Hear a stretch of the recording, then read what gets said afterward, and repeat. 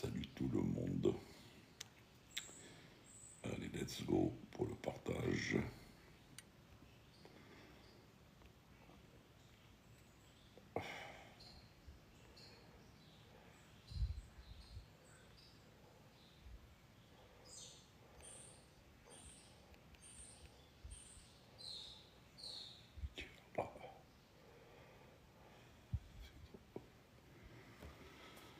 Salut, salut.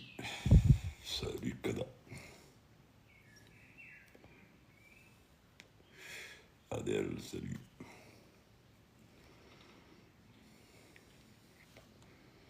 Mourad est dans les parages.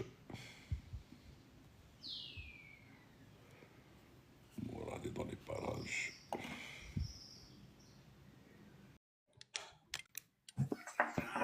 Et demain après-midi, t'es où Demain après-midi, t'es où? T'es où demain après-midi? Tu as deviné que j'étais dans les parages. Eh ben oui.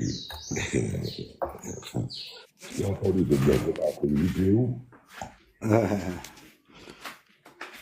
Salut Farid. You're under control, hein? Non, Oui, donc non, il y a on d'autres trucs. demande le truc parce que c'est pas la main pour te faire monter. Donc il faut que tu bouges. Hein? Non, je parle à Farid. Voilà. Je t'ai dit, j'ai pris un congé. Oh, ben c'est bien ça. Parce qu'il est avec le petit avec les béquilles, chaise roulante. Donc Ça va voilà. mieux. Ça va. On surveille, on surveille. C'est à surveiller. Ah, ben, c'est bien ça. Salut tout le monde, salut Captain Amraoui, Salut Farid. salut Captain Ekibir, salut le chat. J'ai vu la vidéo que tu m'as envoyée. Ouais, c'était juste en aparté, je sais pas si on peut en discuter, c'était juste une appréciation en aparté, Makem. Il y a eu des. Je suis esquive. Il y a eu des couacs, comme vous le disiez. Mais bon, J'en ai même parlé, on en a même discuté avec Captain Galin, et il a vu des choses que je n'avais même pas vues. ouais, Nathalie, j'ai vu des choses, ça, j'ai pas voulu trop. Allez. C'est normal, comme dirait l'autre. C'est normal. Il a publié le TF et je l'ai republié. Je l'ai visionné, je l'ai republié. Oui, aussi, également. Ouais. Et il a publié il y a à peu près 1 heure de temps. Ah, d'accord, ouais. Mhm. Je dis l'insomnie. Bon, je vois qu'il y a des gens qui visionnent un peu ils visionnent les lives que je republie sur le truc. Ça peut tuer quelqu'un, un extincteur, en fait. Voilà, on va tout savoir. Il faut mieux que tu laisses le micro à Jean. Ça tue. Salut JB. JB, il fait son apparition, il fait sa configuration, et ensuite.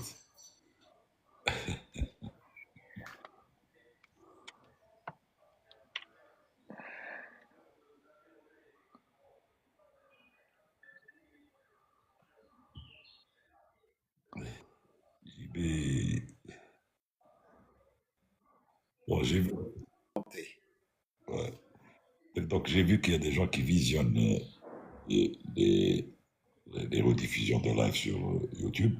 Mais abonnez-vous déjà pour que vous ayez tout de suite la notification. Il faut vous abonner. Mettez vous abonner, comme ça vous aurez la notification du live quand il est publié. Tout de suite. C'est comme ça qu'il faut faire. Et ben voilà, quand tu as l'écran vert. Salut les amis. Salut. Les amis. Attends, Salut, je Captain finis Galin. la config. Je finis la config.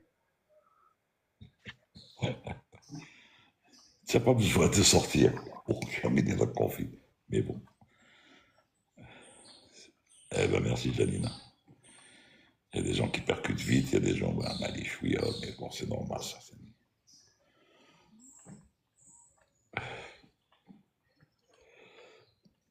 J'allais presque laisser le micro tout le temps fermé. Voilà. La config est terminée. Salut JB. Voilà, la config, voilà. On a fait la config. Salut les amis. Salut Farid. Salut Nourdine. Salut Morad. Voilà, toujours les mêmes. Salut, Fidèle au Captain Galin, poste. salut. Fidèle au Ça poste. va? Ça va. Ça va, ça va. Et vous-même? Quoi de neuf? 18, Pas de neuf au dernier 18 en haut. Lafayette. 18, 19 en haut, 20, 867 likes. Vraiment, les gens sont des pègres. 33, 867 likes. Ça sert à quelque chose, ça. Pas seulement se curer le nez. Hein.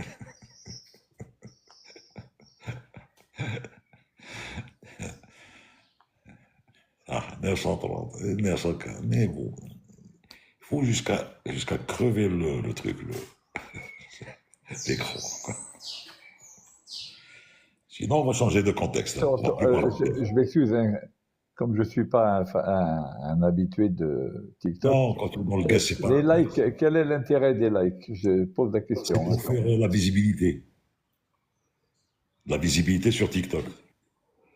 D'accord. Donc, l'algorithme, regarde, on était en Ligue C2, on est passé en Ligue C3. Bon, tu me diras parce qu'il y a eu samedi, dimanche aussi. Il faut être régulier. Mais plus il y a des likes, plus la visibilité est importante, plus les gens t'apportent sur le cœur en orange en haut pour mettre join the team. Plus il y a de la visibilité, plus ça gagne de visibilité. Et que les gens puissent voir. Donc, l'algorithme, qu'est-ce qu'il fait? Il va le mettre en avant-plan, il va le mettre pour toi. Donc, quand les gens sont sur TikTok, ils vont scroller, ils vont tomber sur le live, sans qu'ils aient notification. C'est Mais assez. en scrollant, je suis tombé sur des lives, mais la plupart des lives, d'abord, c'est le bazar. Tout le monde parle en même temps, tout le monde, c'est vraiment, c'est injouable hein, pour moi. Enfin, si je compare par rapport à ce qu'on fait nous, c'est injouable ce que les gens font. Hein. C'est une catastrophe. C'est une catastrophe. Bon, il y a quelques lives où il y a peu de personnes. Ouais. Peu de personnes, c'est jouable. Mais sinon, les guests remplis de plus de 9 personnes, des trucs comme ça, c'est une catastrophe. En tout cas, moi, je voulais dire à Farid, moi, je vous tire chapeau parce que vous n'êtes pas du tout du métier au départ. Est-ce que c'est indiscret de vous demander ce que vous faites? Moi, je suis je l'avais déjà dit sur le guest. Moi, je suis dans l'exportation de matériaux de Ah, construction, d'accord. mais en latence Ah, ces d'accord. derniers temps. Donc, c'est plus l'Afrique de l'Ouest, le Sénégal et la sous-région. Mais pour l'instant, je vous dis, c'est un petit peu en latence. Voilà, donc ça varie, ça varie. Des fois, ça marche, des fois, bon, il y a une activité, puis voilà, quoi. En tout cas, félicitations parce que vous profitez bien du live, vous avez acquis beaucoup de connaissances, vous posez des questions pertinentes, c'est intéressant, voilà. Ah, c'est très gentil, j'apprécie, merci. Justement, je Non, mais voulais... Oui, il se prépare pour acquérir un avion cargo et le piloter lui-même. Il n'aura plus besoin de personne. Peut-être. ah non, j'en serais bien incapable. J'en serais bien incapable. Oui, Farid, vous avez des questions? Oui, justement, sur la dernière, la dernière vidéo, bon, j'ai toujours des scénarios un peu alambiqués, mais bon. Et puis ce sera alambiqué aussi pour le chat. Hein. Je pense que s'ils n'ont pas vu la vidéo, ça leur posera problème. Mais je citerai les points parce que c'est des points que vous c'est des points sur la vidéo, c'est des points. Donc est-il possible qu'au point de décision, l'ETF programmé vous est inaccessible pour raison X et que vous ayez comme alternative seulement la destination B que vous pouvez atteindre largement, mais qu'il manque pour arriver au point C. Donc la destination B, je précise pour le chat que c'est la destination finale, et que vous ne pouvez donc atteindre que vous pouvez atteindre largement la destination finale, mais qu'il manque pour arriver au point C, donc le terrain de dégagement, juste l'aspect roulage de la RF, de la réserve finale. En règle générale, quand on fait un plan de vol ETF, bien évidemment, il faut s'assurer que l'ETF à tous les points de vue, est bonne. Météo, tout. Parce que, comme je le dis à la fin, le terrain de destination finale n'est pas le dégagement de l'ETF. En aucun cas le dégagement de l'ETF. Si on se pose au terrain de destination finale avec le carburant qui correspond à l'arrivée sur un terrain de dégagement, ou bien en dessous de la quantité qui correspond au terrain de destination, on est en infraction par rapport à la réglementation. Mais ça, j'ai bien compris. J'ai bien compris. Mais disons que vous n'avez pas d'autre choix. Et il vous manque que cette phase-là de la réserve finale, c'est-à-dire bon, que vous arriviez à atterrir. Vous êtes soumis à la réglementation. Vous êtes en infraction. On est hors réglementation. On est en infraction. Même si c'est 100 kilos, quoi. Il y a encore d'autres, je n'ai pas voulu le mettre, il y a encore d'autres points, des fois, sur certains avions. Il y a le minimum de fuel, par exemple, compte tenu du refroidissement des circuits hydrauliques. Parce que comme le circuit hydraulique est refroidi par le carburant dans les réservoirs, il est possible aussi que l'on ait un minimum fuel pour l'utilisation du système hydraulique. Voilà, bon, par exemple. Mais l'ETF est vraiment quelque chose qui est très important, très utilisé sur les vols long courriers, et qui nécessite un bon travail.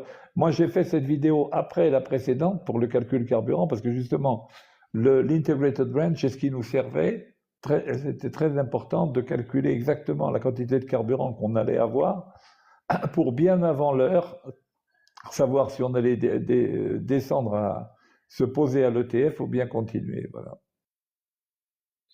Très bien. Je ne sais pas si je peux poser une autre question pour l'instant, s'il n'y a pas de questions sur le chat. Toujours concernant la vidéo. La charge offerte et la limitation au décollage, moins le poids en opération.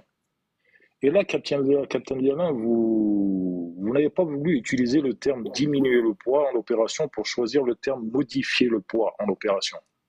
N'est-ce pas la même chose? Dire même, parce que le poids en opération, c'est quoi? Le poids en opération, c'est la masse à vide plus le carburant au décollage. Donc, par rapport à la limitation, si on diminue le poids en opération de cette fameuse réserve de 5%, eh bien, on peut augmenter la charge offerte. Voilà le principe. Il y a deux cas de figure, en fait. Soit on veut augmenter la charge offerte, soit on ne peut pas prendre tout le carburant. Moi, par exemple, ça m'est arrivé une fois, je faisais un Dakar-Alger, enfin, je faisais un Bamako-Dakar-Alger, et on m'avait ramené un Boeing 727 D9. Le D9, comme il avait des réacteurs moins puissants, il avait une masse au décollage qui était plus faible. Et que ce soit en masse maxi décollage comme en masse opérationnelle au décollage compte tenu des performances.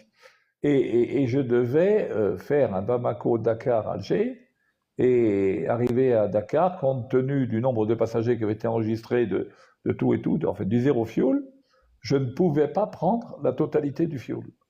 C'était impossible. Et donc il a fallu qu'on pose un plan de vol ETF et qu'on fasse le vol retour, qu'on a réussi d'ailleurs, mais en maximisant à chaque fois, en optimisant au maximum la consommation de carburant pour pouvoir arriver dans les règles, dans la réglementation à Alger avec le carburant qui allait bien pour une destination finale. On avait pris en fait une ETF sur Gardaïa. Voilà. Bien, merci. JB, pour ne pas oublier les réflexes du boulot, j'étais à la visite médicale ce matin. Ah bon? Check-up complet, tous les 6 mois. D'accord. Bon, c'est bon pour le service. Et bien sûr, tous les ans. Tant mieux, alhamdoulilah. Mais à titre privé. Oui, bien sûr, ça c'est pas pour le boulot, c'est pas pour la licence, non, rien à voir.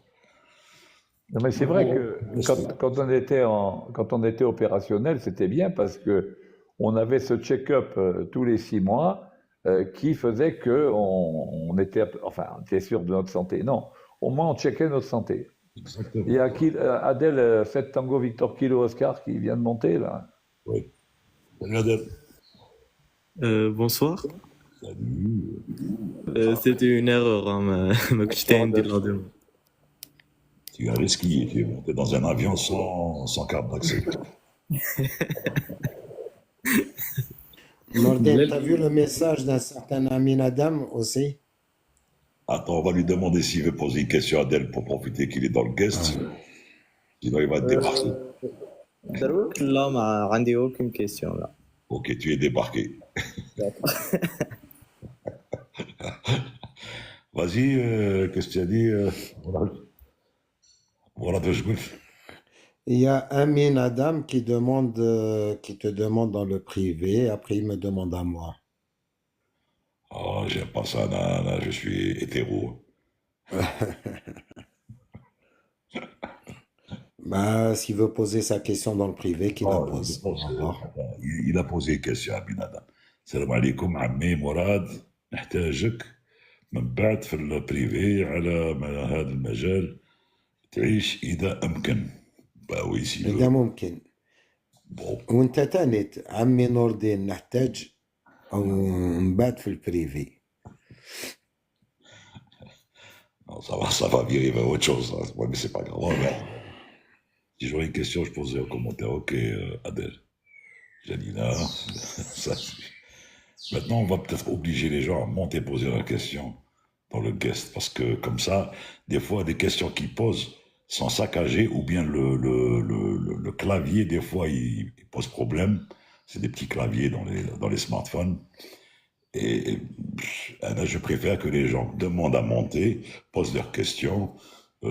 En montant, bien sûr, ils laissent leur micro sur mute pour que ça puisse, qu'il n'y ait pas de retour. Et quand ils terminent, eh ben, ils diront au revoir et c'est tout. C'était l'une de mes motivations, hormis le plaisir d'être sur le guest avec vous, mais au départ, c'était ça, c'est qu'on ne pouvait pas poser de longues questions. C'est limité en termes de caractère, vous comprenez?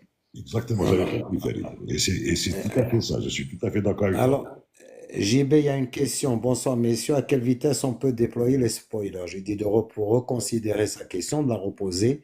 Qu'est-ce qu'il entend par spoiler? Est-ce qu'il parle des volets ou Non.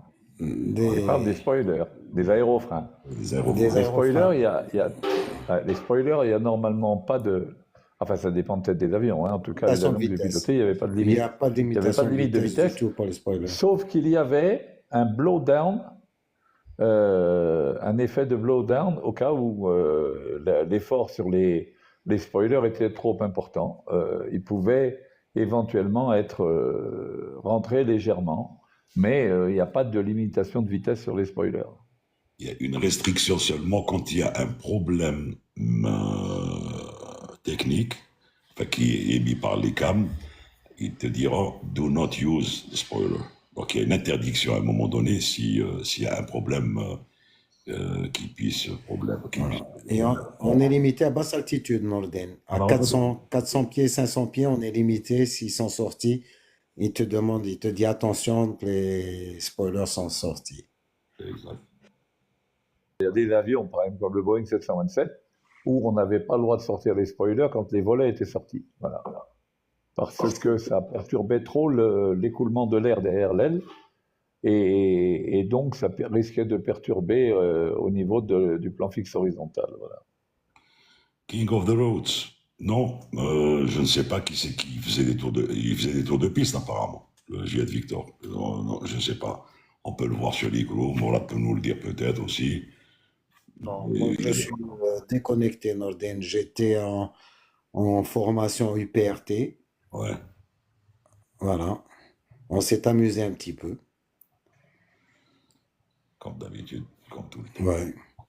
Bah, écoute, c'était pas évident, hein, en fin de compte. Te retrouver dans des positions inusuelles et à des vitesses incroyables, c'est pas évident.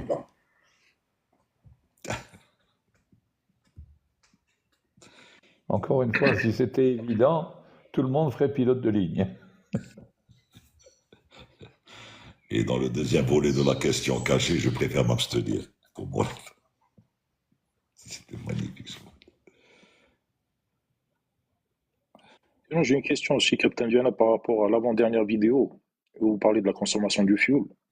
Oui. Donc, la consommation de fuel supérieure au calcul préalable, hors fuite, ça c'est clair, peut-elle provenir d'un problème réacteur carburant déréglé à travers le fuel flow?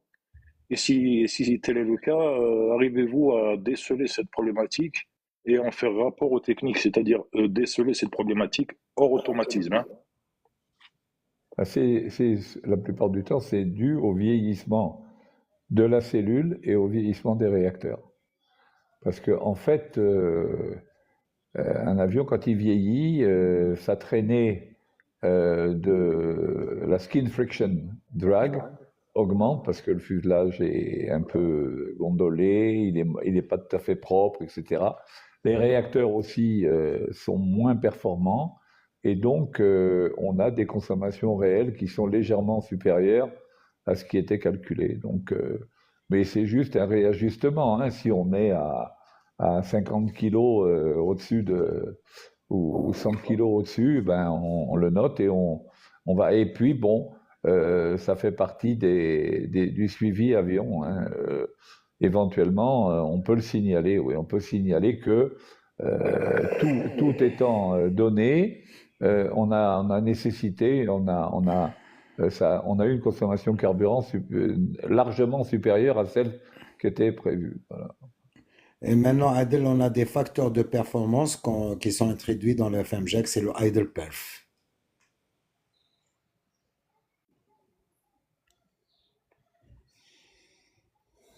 Il peut aussi y avoir une imprécision sur le poids avion. C'est rare, c'est pas tellement ça qui va changer, mais ça peut être une cause de consommation de carburant légèrement supérieure. Alors, Nordin, Adam, il est dans le Space Engineering. Après, j'ai pas compris très bien l'arabe. Je sais pas si tu peux. Il t'a parlé de la démission. La démission حيث نقرأ على الطيران في أمريكا ومبتعد من واحد الكلية لقيت aéronautique. C'est-à-dire, bon, il y avait une démission collective, il a fait allusion à une démission collective de plus haut. حيث démission في communauté كلش في أمريكا بخصوص aviation and aeronautic and space. Adam, au lieu de parler, c'est-à-dire Hagda, c'est-à-dire tu parles en charabia, on aimerait bien que tu demandes à monter et nous expliquer ça de vive voix. Salut Samy. Salut Samy. Oui, bonjour l'équipe. Ça va? Salut Samy. JB, ça va? Salut mon ami, ça va? Vous allez bien? Le pilot trotter, mais chez Globetrotter. Ah, ouais. Salut Sam, salut Sam.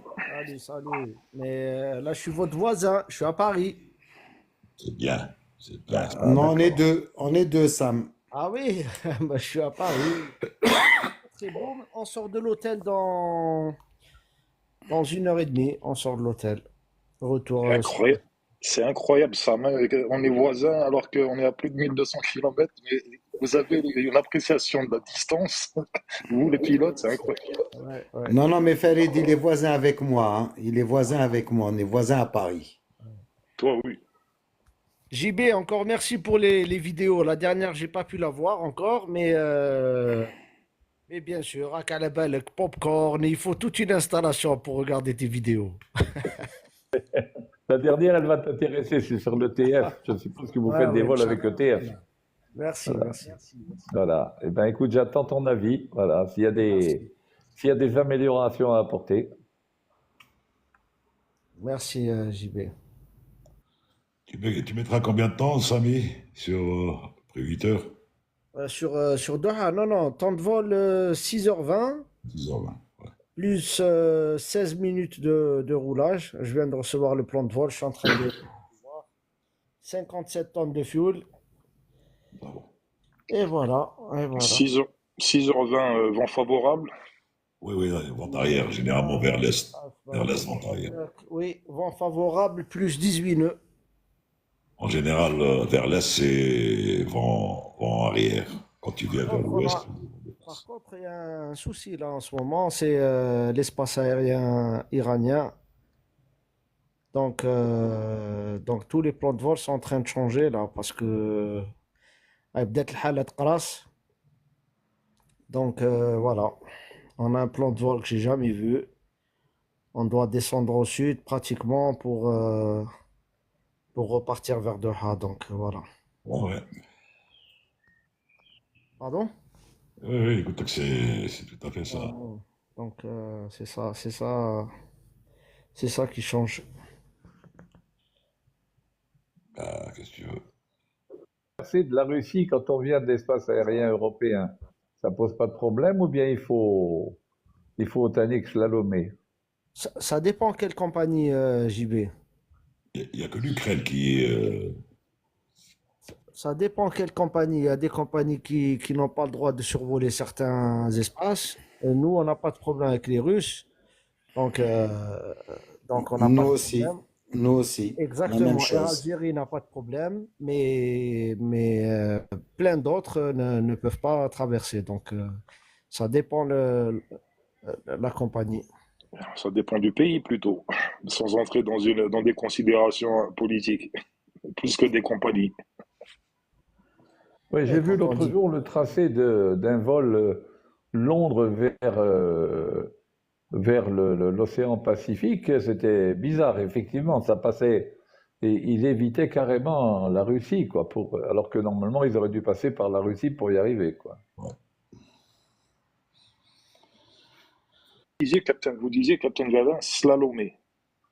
Vous slalomez réellement ou Bah, c'est-à-dire que normalement, l'orthodromie, hein, la Great Circle approximative, hein, il devrait passer par tel et tel et tel endroit, et finalement, on voit que l'avion, il emprunte une route complètement différente.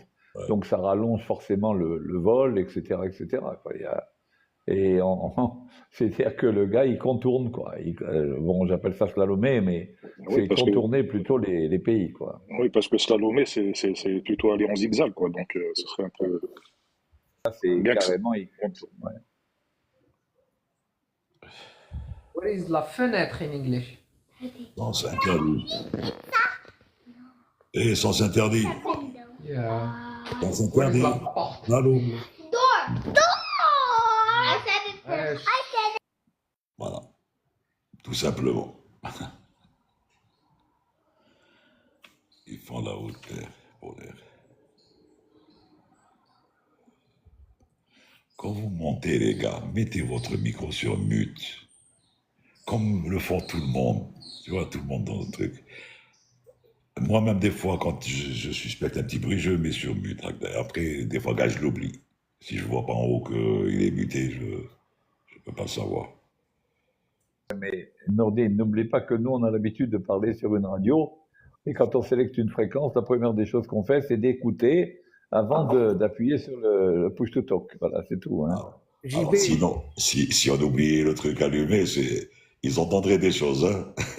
JB, tu viens de mettre le doigt sur quelque chose qui m'énerve, qui me rend malade à chaque fois que je vais travailler. Et hier, on a eu plusieurs cas comme ça. Hier, j'étais pilot monitoring. Euh, j'ai remarqué que beaucoup de pilotes, malheureusement, ils manquent de formation en communication. C'est-à-dire que dès que le contrôleur leur transfère une nouvelle fréquence, ils mettent la fréquence et directement ils sautent. Directement ils commencent à parler. Ils ne pensent pas à ce que peut-être qu'un autre trafic est en train d'avoir une clairance, à ce que le contrôleur est en train de parler à quelqu'un d'autre, rien du tout. Donc là, confusion totale sur des airspace où c'est congestionné. Donc là, le contrôleur est obligé de répéter et c'est pas professionnel, c'est pas beau. Donc là, tu viens de mettre le doigt sur quelque chose que je combats tous les jours quand je travaille et ça m'énerve. C'est surtout en On va Europe. tous énerver, voilà, c'est sûr. C'est surtout en Europe.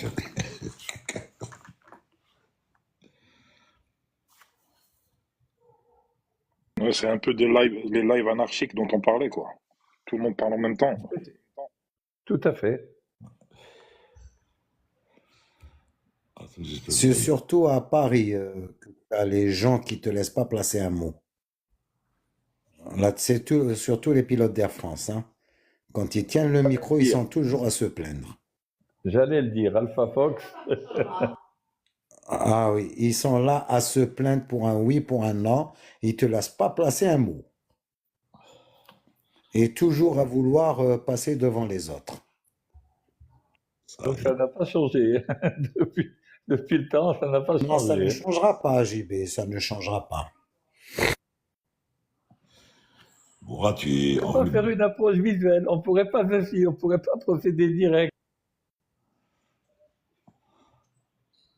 Mourad, tu es légèrement enrhumé, non? Oui, grippé. Oui.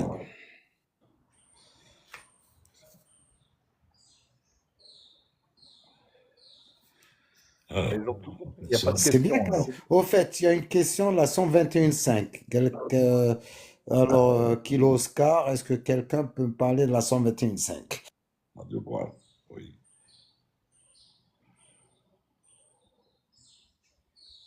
Vas-y, hein.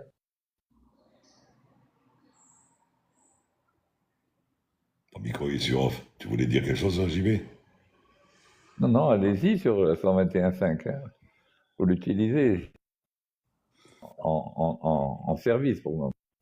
Oui, on l'utilise, emergency frequency, qui est des fois mal utilisé, mais bon, on l'utilise en cas d'emergency. Le contrôleur aérien aussi peut l'utiliser pour demander un relais sur un autre trafic.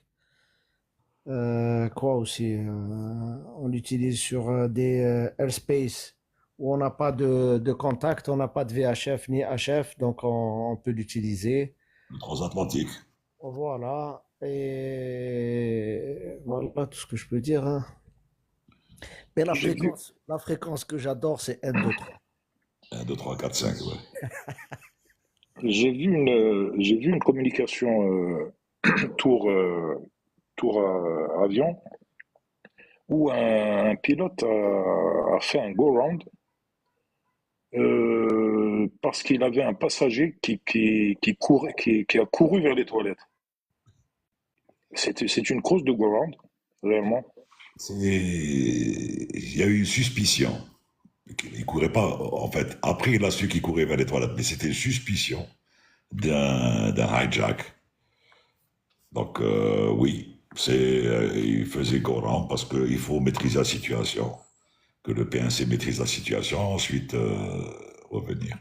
Mais bon, il avait dit, parce qu'après, on lui a donné l'information qu'il courait vers les toilettes, en fait. Et il n'avait pas à se lever, puisqu'il était en phase ceinture attachée, gear down et tout, donc personne ne doit bouger à ce moment-là. Le gars, il se lève et il va en courant, donc peut-être qu'il avait la chiasse, que sais-je. Mais bon, il a demandé à personne, il a tracé directement. Nordin, j'ai une question. Comment on peut faire un go-round sur une situation pareille? Comment déjà on a l'information que quelqu'un est en train de courir, ça c'est d'une. Et si on a l'information quand on est en finale, pourquoi faire un go-round? Je comprends pas.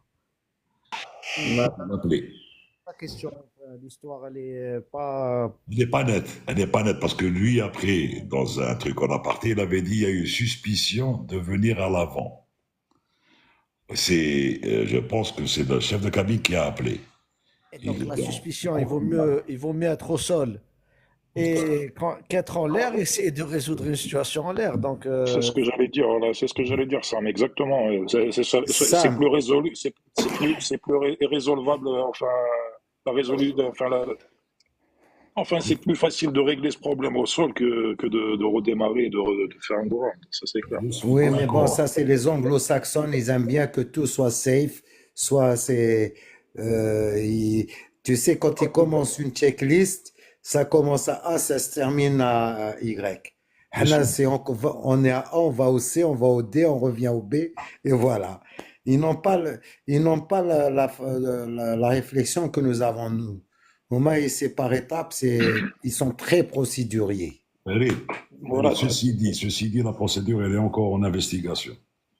oui, absolument. Et moi je pense que, comme dit Mourad, Amraoui, c'est que j'ai l'impression que les anglo-saxons manquent d'initiative. Ils n'ont aucun esprit d'initiative. Ils s'entêtent à respecter la réglementation, mais à aucun moment ils ne prendront une initiative quelconque. Et ça, moi, je pense que ça peut être grave aussi. Par exemple, dernièrement, j'ai lu qu'il y a eu un avion qui a fait un QRF. Non, il s'est dérouté parce qu'il avait une toilette bouchée. Là, on a eu une toilette bouchée, inop et continue le vol. On va pas dérouter un avion parce qu'il y a une toilette bouchée. C'est clair. Voilà. Et nous, ils sont procéduriers, ils attendent, c'est A, B, C, D, E. Le pilote algérien simple confirme bon, que نحاولوا شوية في القطرية. Du A, on va aller au D. Du D, on va aller au Y. Après, on va revenir vers B. Tu Oui, vois? mais bien sûr, oui, mais si on vous écoute On, re- aussi, tous les pilotes, on tous re- autant que vous êtes, c'est que Mais vous dites qu'il faut Farid, nous, on respecter la travaille réglementation. via l'un. Farid, via l'un peut te confirmer, on travaille à l'instinct. Ok, dans notre travail à Air Algérie, on travaille à l'instinct. Nos pilotes, ils ont eu cette chance, c'est l'instinct. C'est l'instinct qui nous a, qui nous a fait sortir de pas mal de situations qui étaient un petit peu, hein, JB? Oui, vous n'êtes pas bête et discipliné Ça comme fait certains, ça partie. c'est clair, mais moi, Non. Hmm. Allez-y, Farid, allez-y. Moi, ce dont je m'aperçois, c'est que, après, à travers les propos du capitaine Vialin, à travers vos propos tous, hein, tous les pilotes en général, c'est que quand même, vous n'avez pas vraiment, comment dire, toute largesse à prendre des initiatives et que le règlement est quand même la seule chose auquel vous devez vous soumettre et en aucun cas prendre une initiative quelconque. C'est ce que j'avais compris, moi, maintenant. Il faut être très clair. Il faut être très clair. Et l'autre jour, on en a parlé, il y avait Samy qui était intervenu là-dessus aussi. Là. On doit suivre les procédures. Souvenez-vous la fameuse question de Yaz au test de sélection d'Air France. Le commandant, est-ce qu'il doit suivre la procédure et seulement la procédure? Il faut être très clair. La procédure couvre 98 ou 99% des cas. La procédure elle-même, stricto sensu. Il est possible que l'on se trouve dans une situation où la procédure stricto sensu n'est pas soit applicable ou applicable partiellement, etc. etc. Et c'est justement tout l'art qu'il y a de cette faculté d'adaptation. C'est le cas vraiment le cas d'école de Sully. Voilà, d'accord. Sully il se retrouve avec une panne de 2 moteurs, machin. Le gars, il a pensé à aller foutre l'avion dans l'Hudson. Voilà. La procédure, elle lui disait pas ça, sauf que c'était le seul truc qu'il y avait à faire à ce moment-là. Donc, ça, c'est une chose. Et il y a, et j'en ai parlé, mais je ne veux pas trop m'étendre là-dessus, il y a un aspect culturel. Quand on s'aperçoit que dans nos pays, je généralise pour ne pas stigmatiser, dans nos pays, l'observance de la loi, l'observance de la réglementation n'est pas une vertu cardinale. Alors, ça peut être utile dans certains cas, mais ça peut être aussi nuisible dans d'autres.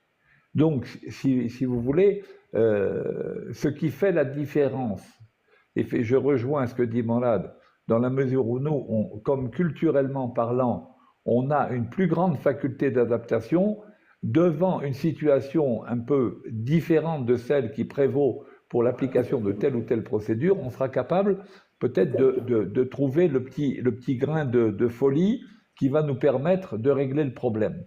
Alors que dans des sociétés où l'application, l'observance de la loi est beaucoup plus ancrée culturellement, ben les gars, ils vont rester bloqués. C'est le cas le plus flagrant, c'est le MD-11 de Swissair au décollage de New York, qui avait un feu d'origine électrique, et le gars, il a voulu absolument dumper, alors qu'il était trop tard pour dumper, le feu prenait de telles proportions qu'il fallait se poser le plus tôt possible. Mais le gars, il restait bloqué avec dumping et dumping et dumping. Voilà. Effectivement, il y a des fois où... C'est ça qui fait tout l'art du truc. Hein. Il y a des fois, il faut effectivement appliquer stricto sensu la réglementation, et il y a des fois, il faut en sortir un peu pour résoudre le problème. C'est tout l'art du truc. Justement, en matière de crash, et en pourcentage, Si ces pilotes-là qui se sont crashés avaient ce petit grain de folie, pensez-vous que pas mal de crashs auraient pu être évités, par exemple? Certainement, certainement. On peut dire que dans certains cas, il y a des cas de figure où si les gars étaient sortis peut-être de la procédure stricte, ils s'en seraient sortis. Voilà.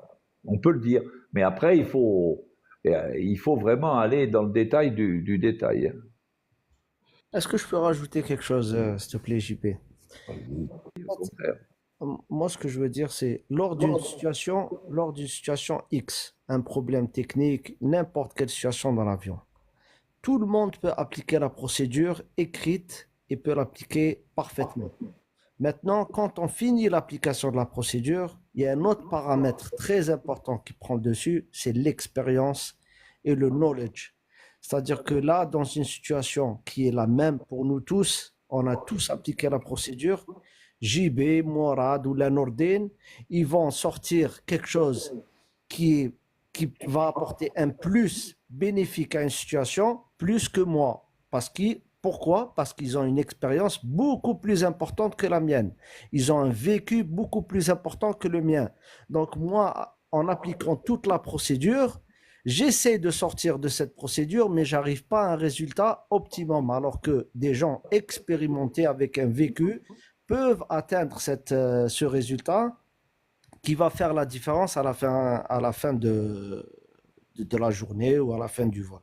Voilà, donc l'expérience et le knowledge jouent un rôle important, même si la procédure elle est écrite parfaitement et que tout le monde peut l'appliquer.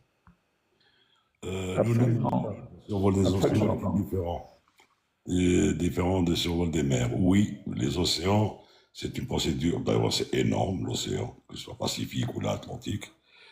Il y a des procédures bien précises à cause des couvertures de communication. Donc c'est anciennement ETOPS, maintenant c'est le DTO. Mais pour les mers, par exemple, si tu prends la mer Méditerranée, tu as des fréquences partout, c'est des secteurs. Donc quand tu es avec Alger, ensuite tu vas avec l'Espagne, ensuite avec la France. Donc il y a la portée VHF pendant tout le vol. Portée VHF par rapport à des terrains bien précis sur la route, même en mer.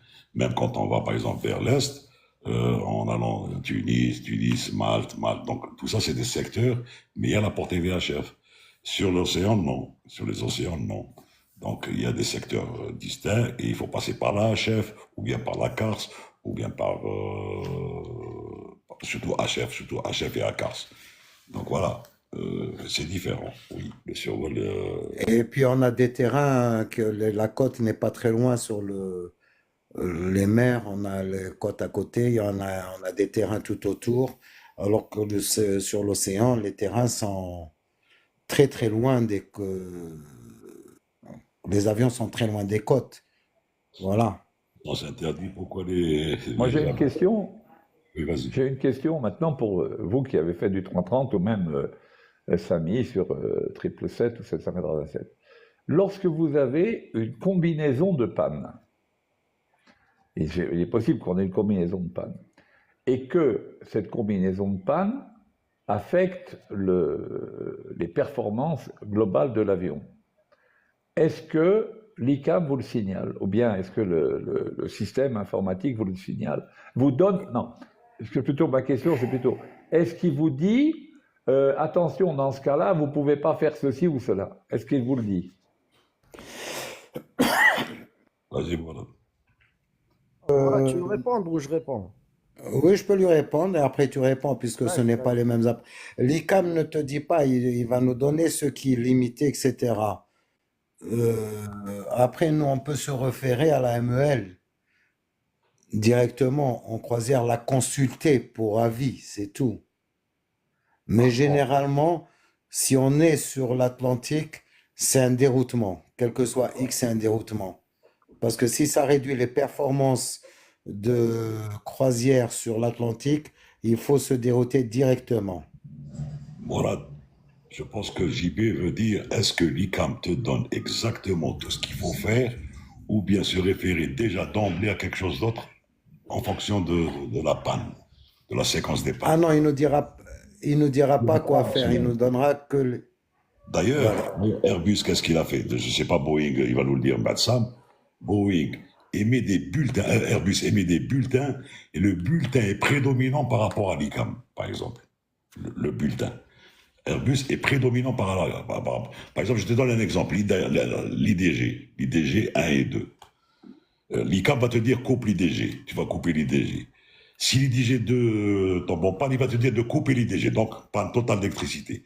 Mais il y avait un bulletin dans ce sens qui disait, avant de faire ça, consultez le bulletin. Donc le bulletin te dit, il faut jamais couper la deuxième, c'est normal pour ne pas tomber dans le truc. Il faut recéter la première. Il faut la recéter, pas le truc. Parce que c'est pas comme sur Boeing, décrapotable. Sur la Génie, je parle, la Génie.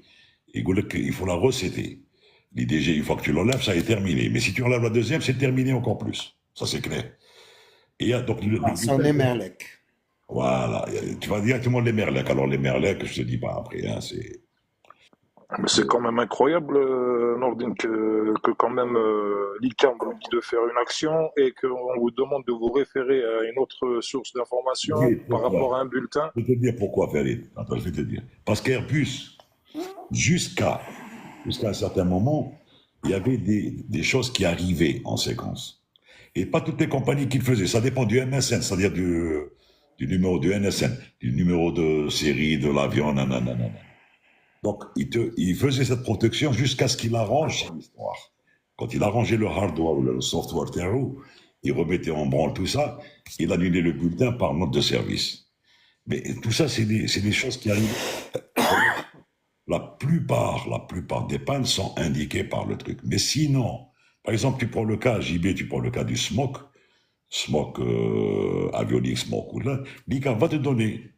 Mais il est préférable de prendre la paper checklist, parce qu'avec les Google et avec la lampe, il vaut mieux la lire que de la faire sur l'ICAM. C'est le gars, avant de faire l'extract, il va voir que dalle sur les écrans. Il va voir que dalle.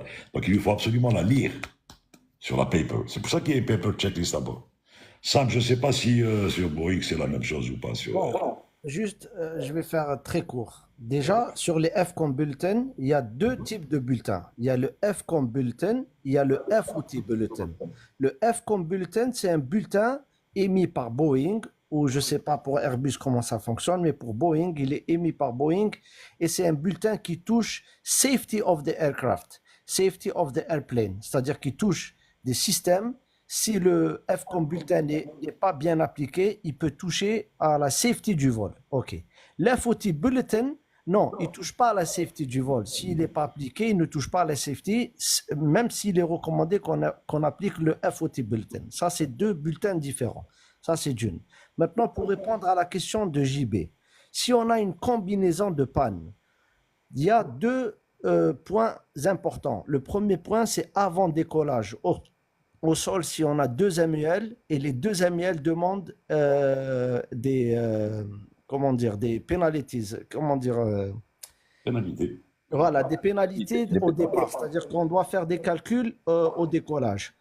Notre système, l'EFB, l'Electronic Flight Bag, pour calculer les performances, il nous donne une procédure s'il y a une combinaison de deux pannes, c'est-à-dire la première panne, elle demande une pénalité, la deuxième panne, elle demande une pénalité, et que le système ne peut pas les combiner. Donc, on a une procédure qu'on suit, on ne va pas s'étaler sur la procédure, mais cette procédure, elle est très importante, elle donne une priorité à une panne sur une autre suivant plusieurs paramètres. Ça, c'est avant le décollage. Maintenant, on décolle, on a une panne. Et cette panne génère une autre panne, si j'ai bien compris, JB.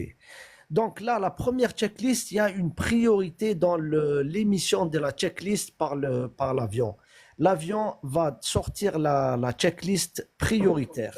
Maintenant, si la checklist, elle est sortie par l'avion, on la lit et on l'exécute. Si la checklist n'est pas sortie par l'avion, c'est le système qui nous indique qu'il y a un problème, on appelle ça un unannotated checklist. On en a parlé la dernière fois. C'est très important, très, très, très important de connaître l'intitulé exact des checklists. Parce que quand on commence une checklist et on se rend compte au milieu de l'application de la checklist qu'on est sur la fausse checklist, c'est une perte de temps. et ça peut engendrer d'autres problèmes par rapport à cette application de la checklist. Donc le système, qu'est-ce qu'il fait? Il nous sort une priorité, il nous sort la première checklist, et lui, il sait que la checklist Hadia, à un moment donné, va nous transférer sur une autre checklist qui est liée à ce problème. Sur Boeing, c'est exactement comment ça se passe. Il te dit, voilà, si le problème est réglé, la checklist s'arrête. Si le problème n'est pas réglé, you go to checklist X. Il nous envoie sur une autre checklist que le système aussi va sortir et on va commencer cette checklist. Je vais vous donner un exemple très important où les gens se trompent, c'est le fuel leak, suspected fuel leak. Il y a deux checklists qui se ressemblent. Une qui est très très longue, qui a je crois 23 pages, et l'autre qui est moins longue. Donc une, elle demande à isoler le système et l'autre demande à détecter le problème. Et généralement, au CIMU, on nous donne cette checklist pour essayer de voir comment on détecte. C'est la plus pénible. Pardon? Elle n'est pas évidente. Elle n'est pas évidente à faire. Hein. Exactement. Donc, sur Elle la n'est plus, pas je pense que c'est évidente la à même faire. chose. Elle n'est pas Oh, évidente non, non. parce que la perte de temps à faire la checklist, si on se rend compte au milieu de la checklist que c'est pas bon, aïe aïe aïe, donc il faut refaire à zéro. Et bien là qu'on a coupé certains systèmes qu'il fallait pas couper, et on a pris des décisions qu'il fallait pas prendre. Donc là, il faut être très lucide dans le choix des checklists. Alors, moi, la question que je voulais poser, je vais vous donner l'exemple que j'ai vécu de manière à ce que ce soit plus clair, peut-être. Par exemple, bon, sur des avions, je parle des avions que j'ai connus, bon, 727 par exemple, quoi, un moteur en moins et le circuit hydraulique principal en moins. Donc, sortie du train en secours, pas de rentrée du train, sortie des becs de bord d'attaque en hydraulique, mais pas de rentrée de bord d'attaque, sortie des volets de bord de fuite en électrique. On peut les rentrer, mais les becs de bord d'attaque restent dehors. Cause double panne. Donc, panne moteur plus panne hydraulique en même temps. À aucun moment, l'avion, est-ce que vos avions à vous maintenant, vous diraient que dans ce cas-là, par exemple, tu ne peux pas remettre les gaz? Est-ce qu'il vous le dirait? Voilà, question très simple. Est-ce qu'il vous dirait, OK, with those two failures, you cannot overshoot. As soon as the gear is extended, Non, you cannot overshoot. Voilà. Donc, JB, c'est pour reboucler, pardon. C'est pour reboucler sur ce que disait tout à l'heure Samy, à savoir que les connaissances du pilote, son expérience et ses connaissances théoriques, etc., de quelles sont les performances de l'avion lors d'une remise de gaz, qu'est-ce qui est exigé, qu'est-ce qui ne l'est pas, etc., jouent tout leur rôle quand on sort de la boîte. Et éventuellement, quand on a une combinaison de panne, c'est les connaissances de l'équipage qui vont permettre de faire un statut du système après ces deux pannes qui va engager donc une stratégie pour la suite du vol, pas forcément à l'instant T du vol, mais pour la suite du vol. C'est ça que je veux dire. Alors JB, le seul inconvénient, c'est la sortie du train en manuel, parce que là, tu ne peux pas le rentrer, mais en limitation, on n'est pas limité. Tu vas voir qu'on a des limitations qui sont énormes. Et la deuxième limitation, c'est quand tu as un problème de volet, des slats ou des flaps, on peut aller déjà avec les slats à 240 nœuds. Donc, on peut se dérouter à l'aise. Donc, ce côté-là, vraiment, c'est incroyable, point de vue limitation je parle d'Airbus, hein, Samy pourra nous donner un aperçu sur Boeing, mais point de vue limitation, c'est vraiment, il est incroyable. Mais soyons très clairs, JB, la remise de gaz, toute remise de gaz doit être envisagée avec la panne d'un moteur. Et le deuxième segment de remise de gaz doit être fait pour que ton avion soit conforme à la réglementation, il doit être fait avec le train rentré. En d'autres termes, JB, enfin moi, c'est la réglementation. ouais. Hein. Alors JB, tiens-toi bien avec un moteur en panne, train sorti et l'avion monte très bien. C'est incroyable quand on est en dehors, ce qu'on a appris en formation et ce qu'on le vit, l'avion monte. JB, je pense qu'on a fait les mêmes avions même si tu as 10 fois plus d'expérience que moi, mais je me permets peut-être de reparler des checklists avec toi. Donc, sur les checklists Boeing, je ne sais pas sur 727 ou 37, je pense que c'est exactement la même chose. On a un paramètre qui est très important au début de la checklist, c'est condition and objective.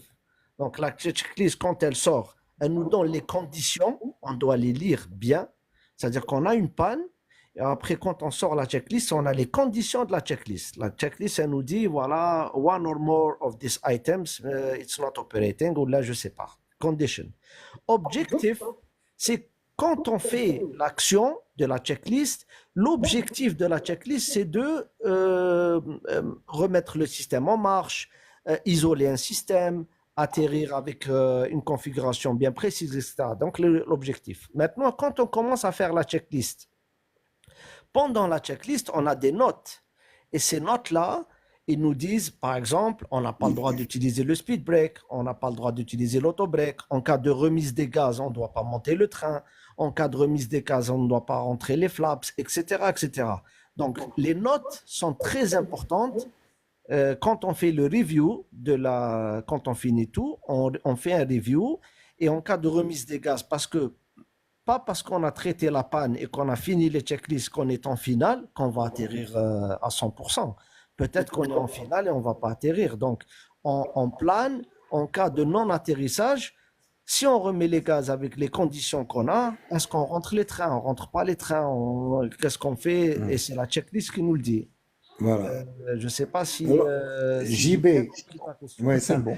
je vais venir à JB encore. JB, alors tiens-toi bien, en Circle to Land, dans 1-1, par exemple, Airbus, il te recommande de regarder les performances. Hein. Et là, tu vas voir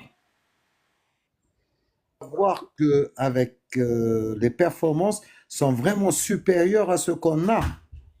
Ils nous donnent des performances de 240 tonnes des fois, alors qu'on n'arrive nous jamais à ces poids-là, en vente arrière. Hein, tu te rappelles, Nordin, des performances pour un Circle to Land en vente arrière, en N-1. Et même l'histoire de. Il y avait le problème d'hydraulique, par exemple. Il y avait, bon, quand il y avait les deux problèmes, quand il y a deux systèmes. Après, il y a comment on appelait ça dans la checklist, qui a changé d'ailleurs. Pas le statut. On faisait la segmentation, je ne me rappelle plus. Tu faisais la checklist, ensuite il y avait un cadre pour te renvoyer vers quelque chose. Et ensuite, ils ont changé toute cette histoire, ils ont condensé ça sur un truc easy, simple à faire. Je ne sais pas si c'est ça. Et j'ai perdu. En un mot commençant, pour que les gens comprennent bien, ce qui est extrêmement important et ce dont on parlait tout à l'heure, l'expérience, les connaissances, etc., c'est pour faire le bilan du système, c'est-à-dire l'avion lui-même, de quoi il est capable après telle ou telle panne. C'est hyper important. Alors, soit c'est donné par les checklists, soit c'est déduit par l'équipage eu égard à ses connaissances et son expérience et tout, mais c'est extrêmement important de faire un bilan du système après la panne, de manière à savoir qu'est-ce qu'on a comme possibilité d'action, qu'est-ce qu'on peut faire avec cet avion qui est en mode dégradé. Voilà. JB, je peux dire une chose? Alors, avant, on était véritablement des commandants de bord, des pilotes, on réfléchissait. Maintenant, on est devenu des commandants de bord gestionnaires qui dépendent d'une machine. C'est elle qui nous donne tout. On prend les nouveaux pilotes qui sont maintenant que nous avons actuellement, Sami pourra le confirmer, Nordin ils n'ont pas la même réflexion que nous. Ils restent, ils flashent sur par exemple, non, on leur dit non, ça c'est bon. Ah oui, mais vous avez l'ancienneté. Oui, on a l'ancienneté, l'expérience. Mais eux, ils s'arrêtent à ceux qu'ils ont devant eux. Ils ne réfléchissent pas comme nous. Hein, Sam, qu'est-ce qu'on pense? Mais moi, là, excuse-moi une minute, juste une chose. Tu dis qu'un go-round, à l'heure actuelle, train déployé, pas de souci. Mais bon, tu les rentres, tu es obligé de les rentrer parce que Non, si tu ne peux pas, attends, si tu ne peux pas tu l'as sorti en manuel, je te défie de le rentrer. Non, non, Tu ne le mais c'est pas rentreras possible. Non, pas. Manuel, ça c'est clair, ça c'est clair. Mais je te parle, Voilà. le train fonctionne parfaitement. Go around, donc tu rentres tes trains.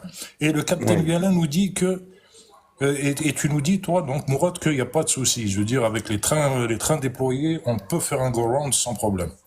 Mais le capitaine Guyalin nous dit que la procédure veut que les trains soient Oui, les rétractés. performances, mais les avions maintenant sont plus performants qu'avant. Voilà, j'en viens justement. Ma question est la Voilà. suivante. Est-ce qu'il y a des pilotes qui tentent le coup et qui ne rentrent pas les trains et qui font leur go-round tel quel?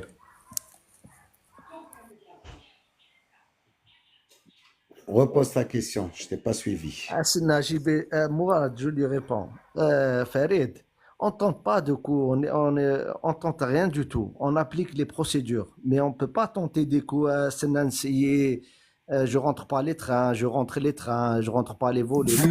Là, c'est pas ce que je suis en train de te dire, Sam. C'est-à-dire, moi, je rebondis au propos de Mourad, qui dit que, à l'heure actuelle, les avions peuvent faire un go-round même sans rentrer les trains d'atterrissage, au vu Non, des j'ai pas performances dit. actuelles. Non, ne me fais pas dire ce que Ah je non, n'ai non, pas dit. c'est pas ça peut-être, oui, effectivement. Voilà.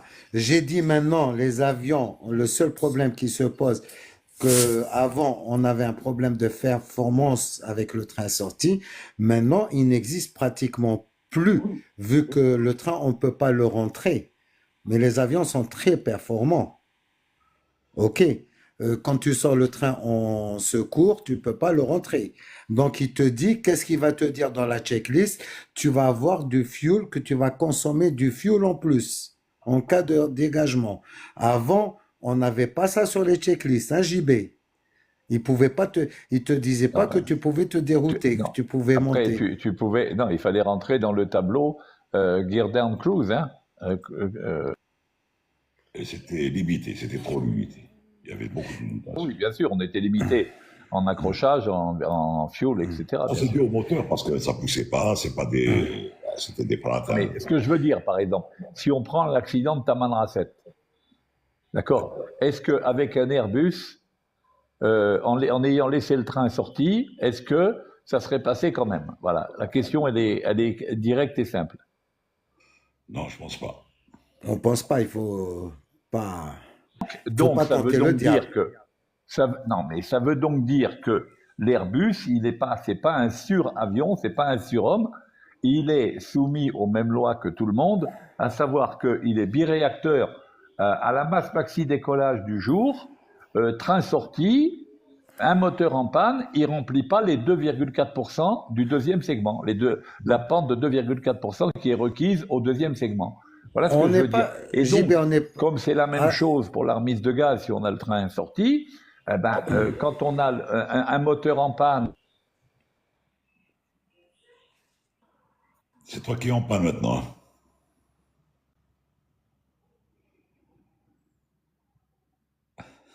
C'est toi qui es en panne, JB. il a un problème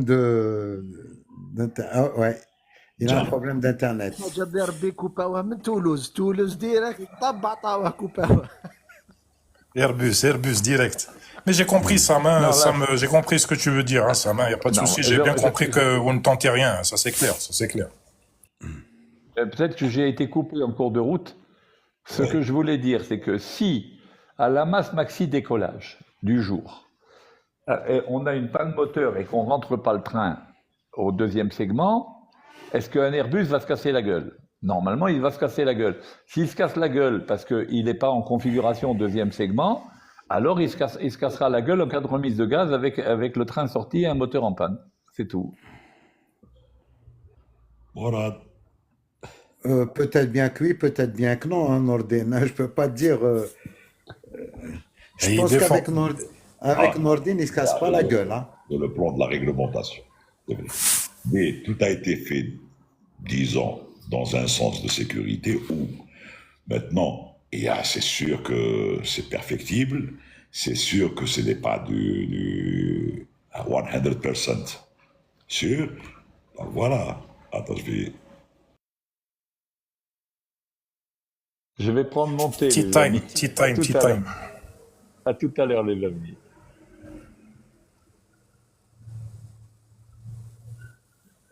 Il est difficile de contredire une personne qui porte une casquette Airbus, un blouson Airbus et Ah toute non, la non, non, panoplie. non, Farid, je n'ai Je rien plaisante, dit. je plaisante, je plaisante, je plaisante.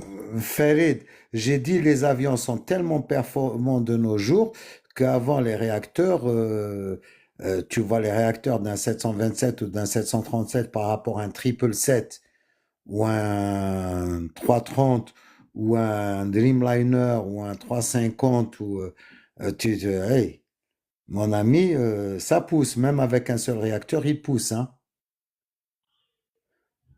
Tu sais, pendant l'instruction, il peut te confirmer un ordine. Je leur fais des pannes. Ah bon, je laisse rouler à 110, 110 nœuds. Je dis laisse rouler sur un réacteur avec des masses de jusqu'à 200 tonnes. L'avion s'arrache. Bon, avant V1, c'est pour que l'avion, le gars apprenne à contrôler son avion au sol. Mais dans la réalité, avant V1, je lui dis tu rejectes un take-off. OK. Absoud. Absoud, il pose la question, qu'en pensez-vous d'un PEC qui fait un QRF alors que l'anomalie passe en MEL?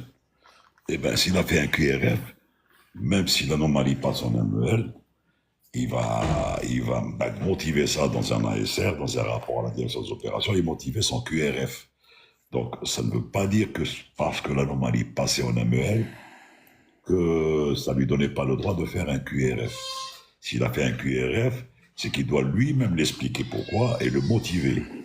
Bon.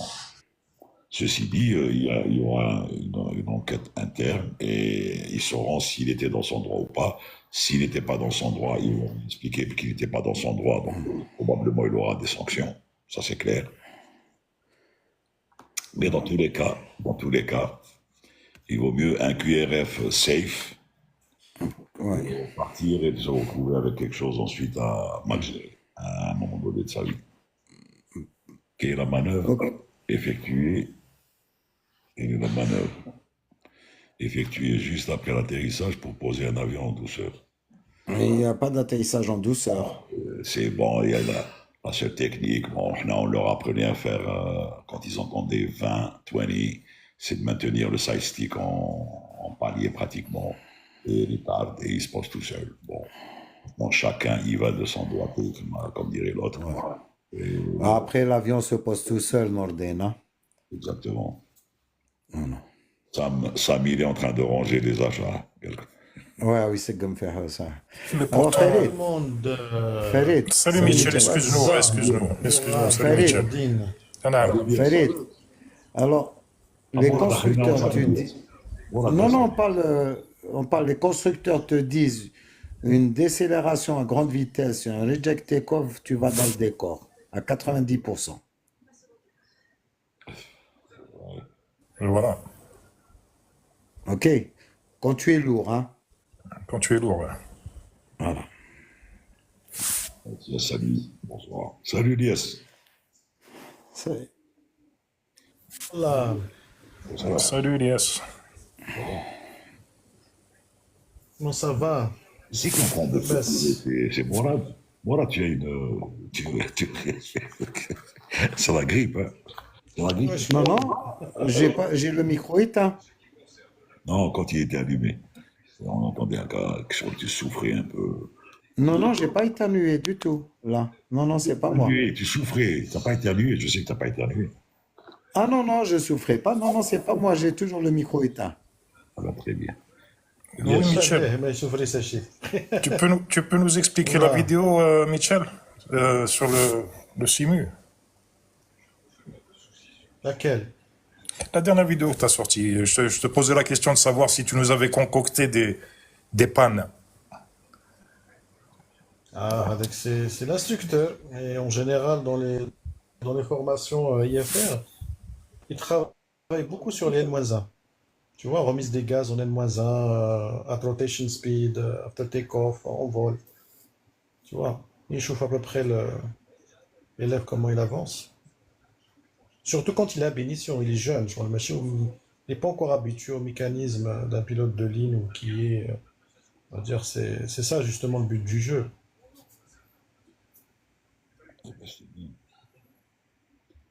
très bien. Farid, alors, on dirait que si tu aimes les pannes, alors on va te les... Tu les Euh, sélectionnes comme sur un menu, t'as le mec là. يا حسرة là tu me fais passer des étapes Justement, de grandes étapes. Farid, justement, Farid, j'étais en train d'y penser. Tu es sur Alger, toi. Pourquoi tu ferais pas? Tu as fait peut-être un tour chez Michel ou jamais? Chez Elias? Non, Boumerdesh, jamais. Ah, Tu habites où Non, toi? moi Tu je es suis près sur, je T'es suis sûr? en général, la plupart du temps, je suis sur Oran. ah d'accord. Mais tu viens sur Alger. Oui, de temps en temps, bien sûr. Ah bah très bien, si tu viens, tu passes. Tu pourras matérialiser un petit peu tout ce que tu as dans la tête dans le simulateur. Hein. En plus, on va pas mourir, donc ça va. Par contre, du côté d'Oran, les N-1, maintenant, je mec.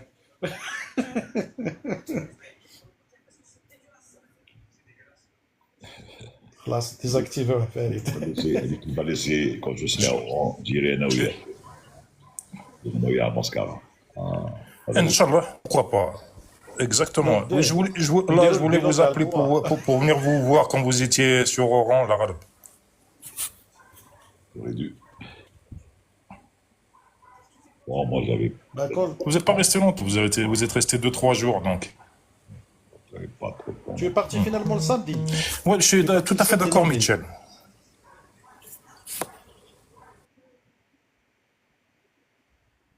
Alors, Abdel, si le pilote perd tous ses instruments, les instruments, est-ce qu'il maintient le pilote normal? Bon, de toute façon, le pilote ne perdra jamais tous les instruments.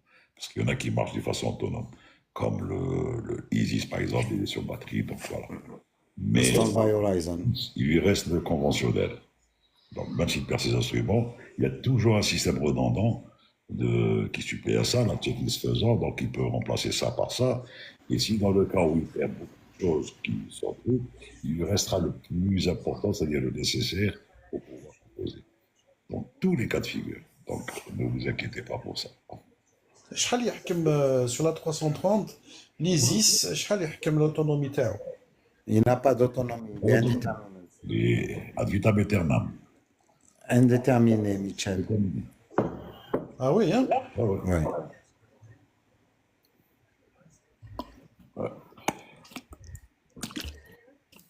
D'ailleurs, je pense sur les anciens A330 Loulin, avec ils n'avaient pas les ISIS. Ils avaient les trois donc, instruments classiques, si je me rappelle bien, la boule, l'horizon, la DF, VOR et la vitesse. Je sais pas Non, ce non, que tous les l'Algérien nomade. Non, tous les 330 sont les mêmes. Ils avaient tous des ISIS, même avec les Loulin. Tous. Ils sont équipés d'ISIS, tous. J'ai de la pub. Hein. J'ai de la pub parce que Tropicana me paye. هذا وين فقناها. C'est bien. Tu es sage. Sous les tropiques. Ah, il vaut bien, hein, je m'en rentabilise dans le truc. Quoi. Non, la rate ne tombera jamais en panne. Au contraire, la rate, elle est faite que quand il y a les deux moteurs qui tombent en panne ou le système pratiquement mécanique. Donc la Ou rate, un problème hydraulique. c'est... Low pressure yellow. Voilà. Donc la rate, elle tombe automatiquement, justement. Et s'ils doivent l'utiliser et qu'elle ne sorte pas automatiquement, il y a un bouton, justement, pour la forcer à sortir. Et elle sortira automatiquement. Un temps dehors. On va passer ici, je peux. Elle sort. J'ai pas compris. Moi non plus. Un temps dehors. Mais est-ce qu'il y a une alternative à la rate, justement, si le compartiment ne s'ouvre pas? Ici, problème. Ça, là, qui met le gear. C'est mécanique. Quand il y a une suspicion de panne, ça s'ouvre. Directement, ça tombe par son propre poids. Mais ça ne tombe pas, ça sort de son propre poids. Parce que justement, il n'y a rien qui lui interdit de sortir. Parce que la rate, il y a une interdiction de sortir de la rate puisque les systèmes fonctionnent. Quand le système ne fonctionne pas, l'interdiction est sautée, donc la rate sort. Exactement comme ça se passe. Elle est délivrée, ouais. C'est comme le train. Le train en l'air, en croisière, même si tu mets sur position down, il ne sortira pas parce qu'il y a une interdiction par les ADR de vitesse. Il ne sortira pas. Il faut des conditions de vitesse, de marque, de vitesse et tout. Mais quand il n'y a pas, tac, en dessous de 200, tac, c'est directement, c'est mécanique et il sortira. Rationnel. Ça fait même au sol, le landing gear aussi, il obéit Je m'ai toujours posé la question quand avec le landing gear, t'as là en up, il va pas se plier. Avant, il y avait cette histoire, mais maintenant, non. Non, c'est parce avant, il fallait pas le faire. Par exemple, sur Fokker, un jour, Fokker ou le 1900, voilà. C'est le Fokker 27 à Béjaïa, Parce qu'il y avait un problème de relais sol. en sol. Relais sol, au sol, donc le gars, il a mis la manette sur on. Le relais sol pour lui, il était en l'air, et le train est rentré. Enfin, la roulette de l'île est rentrée et il s'est affaissé. D'accord. Et contrairement, Nordine, est-ce que le train d'atterrissage peut se rentrer avec oubli de la rentrée, oubli pilote de la rentrée, est-ce qu'il rentre? Non, Justement, le pas principe, du tout. il est fait dans ce sens. Si tu l'oublies, de toute façon, ça c'est clair. Ou quand le train sort, les trappes se ferment. Et donc, quand il est sorti, les trappes se ferment parce que tu ne peux pas voler avec. Sauf si tu le sors en manuel, les trappes restent ouvertes. Les trappes du train restent ouvertes. Et tu, ne Ah, peux, d'accord. tu ne peux actionner ça qu'au sol. Après, tu ne peux arranger ça qu'au sol. Et si tu fais une sorte de train manuel, le décollage ne se fera pas juste après en qualité parce qu'il va falloir faire une inspection et ceci, cela. Et des fois, ça demande du temps. Ils peuvent même mettre l'avion sur élévateur et le faire rentrer pour faire le cycle terreau. Parce que le cycle du train, il est très, très important à surveiller. D'ailleurs, les avions, dans leur vieillissement, sont en cycle moteur et en cycle de train. Bien sûr, ils vieillissent en cellule, mais moteur et cycle de train. Surtout les trains rentrants, effectivement. Ouais. Mais c'est quand même assez bizarre qu'on n'arrive pas à trouver un système, justement, quand les trains descendent manuellement, de les remonter par un système de treuil ou un truc comme ça, de façon à pouvoir faire un go-round, de faire toutes les opérations possibles. Parce que, C'est écoute, quand même... si tu as sorti ton train manuellement, ça veut dire qu'en amont, il y a un problème, déjà d'hydraulique. Green, par exemple. Yellow et green, deux systèmes, par exemple. Donc, c'est les grilles qui commandent sur 330 le truc. Donc, s'il y a un problème et tu remets les gaz, en aucun cas il pourra rentrer, puisque tu as déjà en amont le problème de l'hydraulique, qui devait te permettre de sortir ton train avec l'hydraulique. Il y a le problème de cette hydraulique. Non, mais justement, Nordine, moi je te parle d'un système électrique, chez hydraulique. C'est-à-dire un treuil électrique qui ferait remonter. Parce que tu sais, il va falloir mettre un moteur encore plus gros que le moteur. Parce que c'est énorme comme structure, le train. Engrenage surtout. Ouais. C'est énorme, énorme. Je ne sais pas combien il représente en pourcentage sur le poids de la structure en elle-même, en dehors des moteurs. Hein. Je pense maintenant la puissance des moteurs, les Kainin avec les grosses machines, les gros moteurs, les rampes maintenant, je pense à part le chouïa, le drag, t'as les gears, ça va quoi, c'est gérable. C'est plus comme avant, il y avait des moteurs un peu chouïa. Hein. Mais dis, à quelle fréquence le moteur doit être Ouais, utilisé? c'est ce qu'on disait. Chauffe le 777X ou la 350 quand il y a le démonstrateur t'aoum, l'avion il monte à la verticale. Hein. Ouais. Oui, mais il Missile. est avide. Tous les avions Il le est avide à la font, couleur. Michel. Ça, Tous c'est les avions le font. Ça, c'est une démonstration. avide Là, quand tu vois le truc avec. pour le show. Pour le show, ça c'est pour le show, pour vendre l'avion et trucs et tout. Après, moi je te dis un truc. Quand il prend de l'âge, l'avion, on ne pas à la verticale. Hein. كيما قال لي الدوستيرون لا دانيير فوا نكسروا معاه قال لي لا 340 300 قال لي سوا تدي لي باساجي سوا تدي شويه الكاربيرون قال لي ما تقدرش تدي كلش et tu gardes les mêmes performances. Il y a un compromis, il y a toujours un compromis dans un avion. Oui, mais le 340-200 Indec, comme tu dis, on l'appelait l'avion à 5 APU. Tu as vu, il avait de très petits APU moteurs. Avec les petits moteurs. Yes. Il y a Bahidi qui pose la question à quelle fréquence un moteur doit-il être utilisé pour rester en bon état mécanique? D'abord, qui m'appelle pas 30, on utilisait souvent le flex. Donc, pourquoi on utilise le flex? Justement, c'est pour préserver les moteurs. Sinon, en général, c'est. Et toujours chiader, essayer d'être au limite pour que le moteur reste en vie le plus longtemps possible. Mais il a une certaine enveloppe d'heures de vol qui met le 67 quand ils ont été vendus. Ils ont été vendus, je pense, à 28 000 heures de chaque les moteurs. Est-ce que les autres avions, quand tu dis, bon, flex sur Airbus, la philosophie تاعهم, est-ce que sur NG ou bien sur 67, on calcule des poussées réduites? Décollage 96% par exemple. Oui, il y a la poussée réduite. Mais c'est pas des flex, c'est pas en Les température. EPR, Bekri. Voilà. On avait les parties neufs, on avait ceci, on rentrait, on réduisait la vitesse, on faisait même des take-off, blitz-off, on fait tout pour gagner sur l'autonomie, sur la portée de l'avion.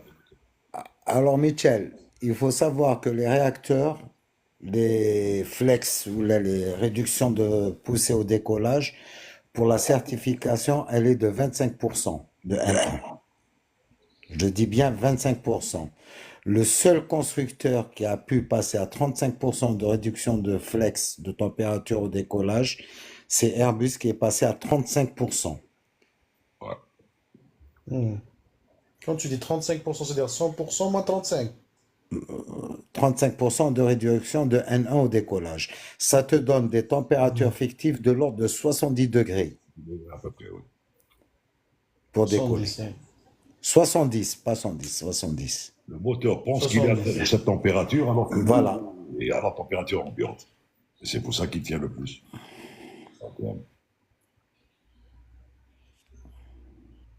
Alors, il y en a un qui pose la question, Mahidine Ralbi, comment détecte-t-on la fatigue du métal sur un avion? On utilise des systèmes de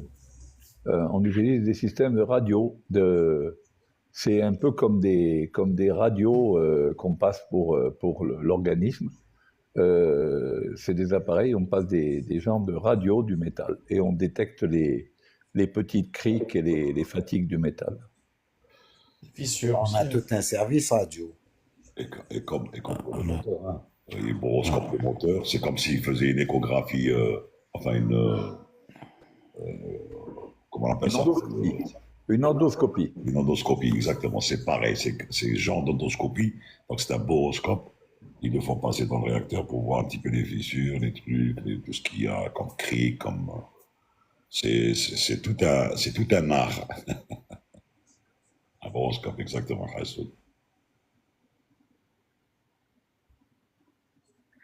Il y a Kada qui est là, qui est monté. Ouais. Salut tout le monde, ça va? Salut Kada.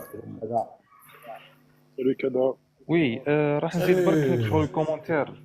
Ça va Michel, bien, ça va l'équipe? Oula. Bien, alhamdoulilah. Bon, نزيد commentaire برك des réacteurs, au propos des réacteurs, des nouveaux réacteurs. J'ai remarqué des renifleurs au bout des réacteurs de 350 et 787.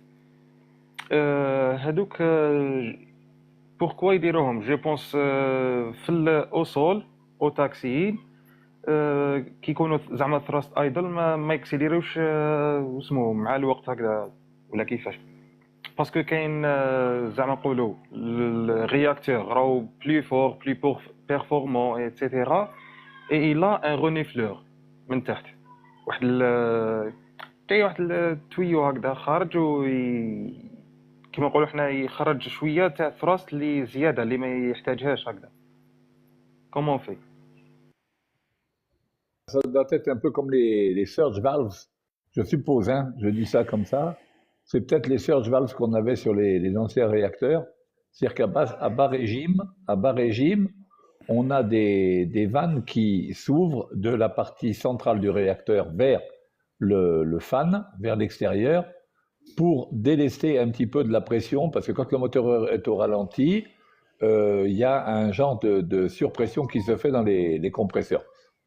Possiblement ça, hein, parce que souviens-toi sur les 27 et les 37, quand on accélérait les réacteurs, on avait le GT qui montait puis qui diminuait lorsqu'on avait fermeture des vannes de décharge, qu'on appelle les surge valves. Alors est-ce que c'est le même truc qu'il y a sur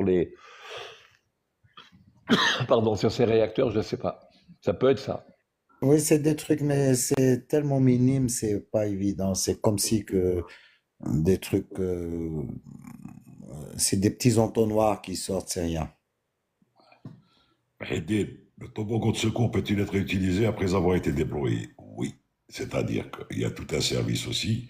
Si, dans la mesure où il a été déployé, il va aller en service et ils vont le dégonfler, le remettre en structure et le remettre dans son caisson, parce que c'est des caissons. Et ensuite, rechanger le mano pour le réutiliser dans le cas où il y a une défaillance de tel ou tel truc. Parce que sinon, si tu dois, à chaque utilisation d'un toboggan le jeter, crois-moi il y en a un dans le monde des évacuations. Et ça C'est va. un peu comme, c'est Et un peu les comme les toboggans, c'est airbags. des canaux en même temps. C'est comme les airbags, exactement Et ça. c'est des canaux, Norden, hein, C'est c'est des des canaux. canaux de sauvetage. C'est des canaux de sauvetage. Dans le cas où il y a un ditching, un amérissage, il peut être ensuite désolidarisé de l'avion par des cordonnettes et ils vont dériver, donc ils vont être utilisés comme canaux de sauvetage. D'ailleurs, on les a vus sur l'US Airways dans le sol. Ils ont bien fonctionné. Moi, j'avais un parent qui, des fois, d'ailleurs, vient sur le live, Laurent. Il a bossé chez, comment ça s'appelle, chez une des boîtes qui fait les toboggans. Et il les reconditionnait, les toboggans. Ouais, ouais. Captain Viana, je voulais vous poser une question concernant l'avant-dernière, toujours l'avant-dernière vidéo. Vous disiez qu'en croisière, la poussée diminue, du fait de la diminution du full flow, et qu'il y a même une diminution de la poussée quand l'altitude augmente. Pouvons-nous dire que si la poussée diminue, le vol est plus long, alors que l'on dit que plus haut, plus vite? Non. Alors, Quel est ce paradoxe? faut s'entendre. Plus haut, plus vite lorsqu'on vole à vitesse indiquée constante. Lorsqu'on vole à Mach constant, plus haut, moins vite. Plus haut, moins vite. À Mach constant. En conséquence de quoi? Et c'est pourquoi il y a un plafond à un avion. Parce que, en fait, la poussée, la traînée nécessaire, la traînée que génère l'avion, plus on monte, plus on est obligé d'augmenter l'angle d'incidence, puisque on a de moins en moins d'air. Donc, pour arriver à, comme ρ diminue dans la formule, encore une fois, il faut reprendre toujours la formule de la portante, comme ρ diminue, il faut bien augmenter CL. Donc, on arrive à un moment, comme on augmente CL, on augmente également CD, le coefficient de traînée. Donc, on a une augmentation de traînée, donc une augmentation de la puissance nécessaire. La puissance nécessaire étant égale à la traînée que multiplie la vitesse. Donc, on a une augmentation de la puissance nécessaire pendant qu'on a une diminution de la puissance utile, c'est-à-dire la poussée multipliée par la vitesse.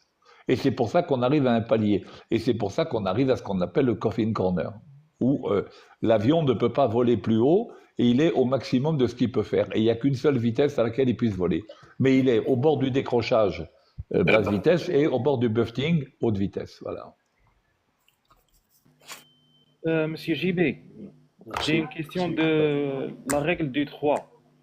One finger represents Mach number, and one finger represents true airspeed, and one finger represents calibrated airspeed. ونديرو دي 3 هكذا مع بعضهم ونحطوهم au fonction d'altitude.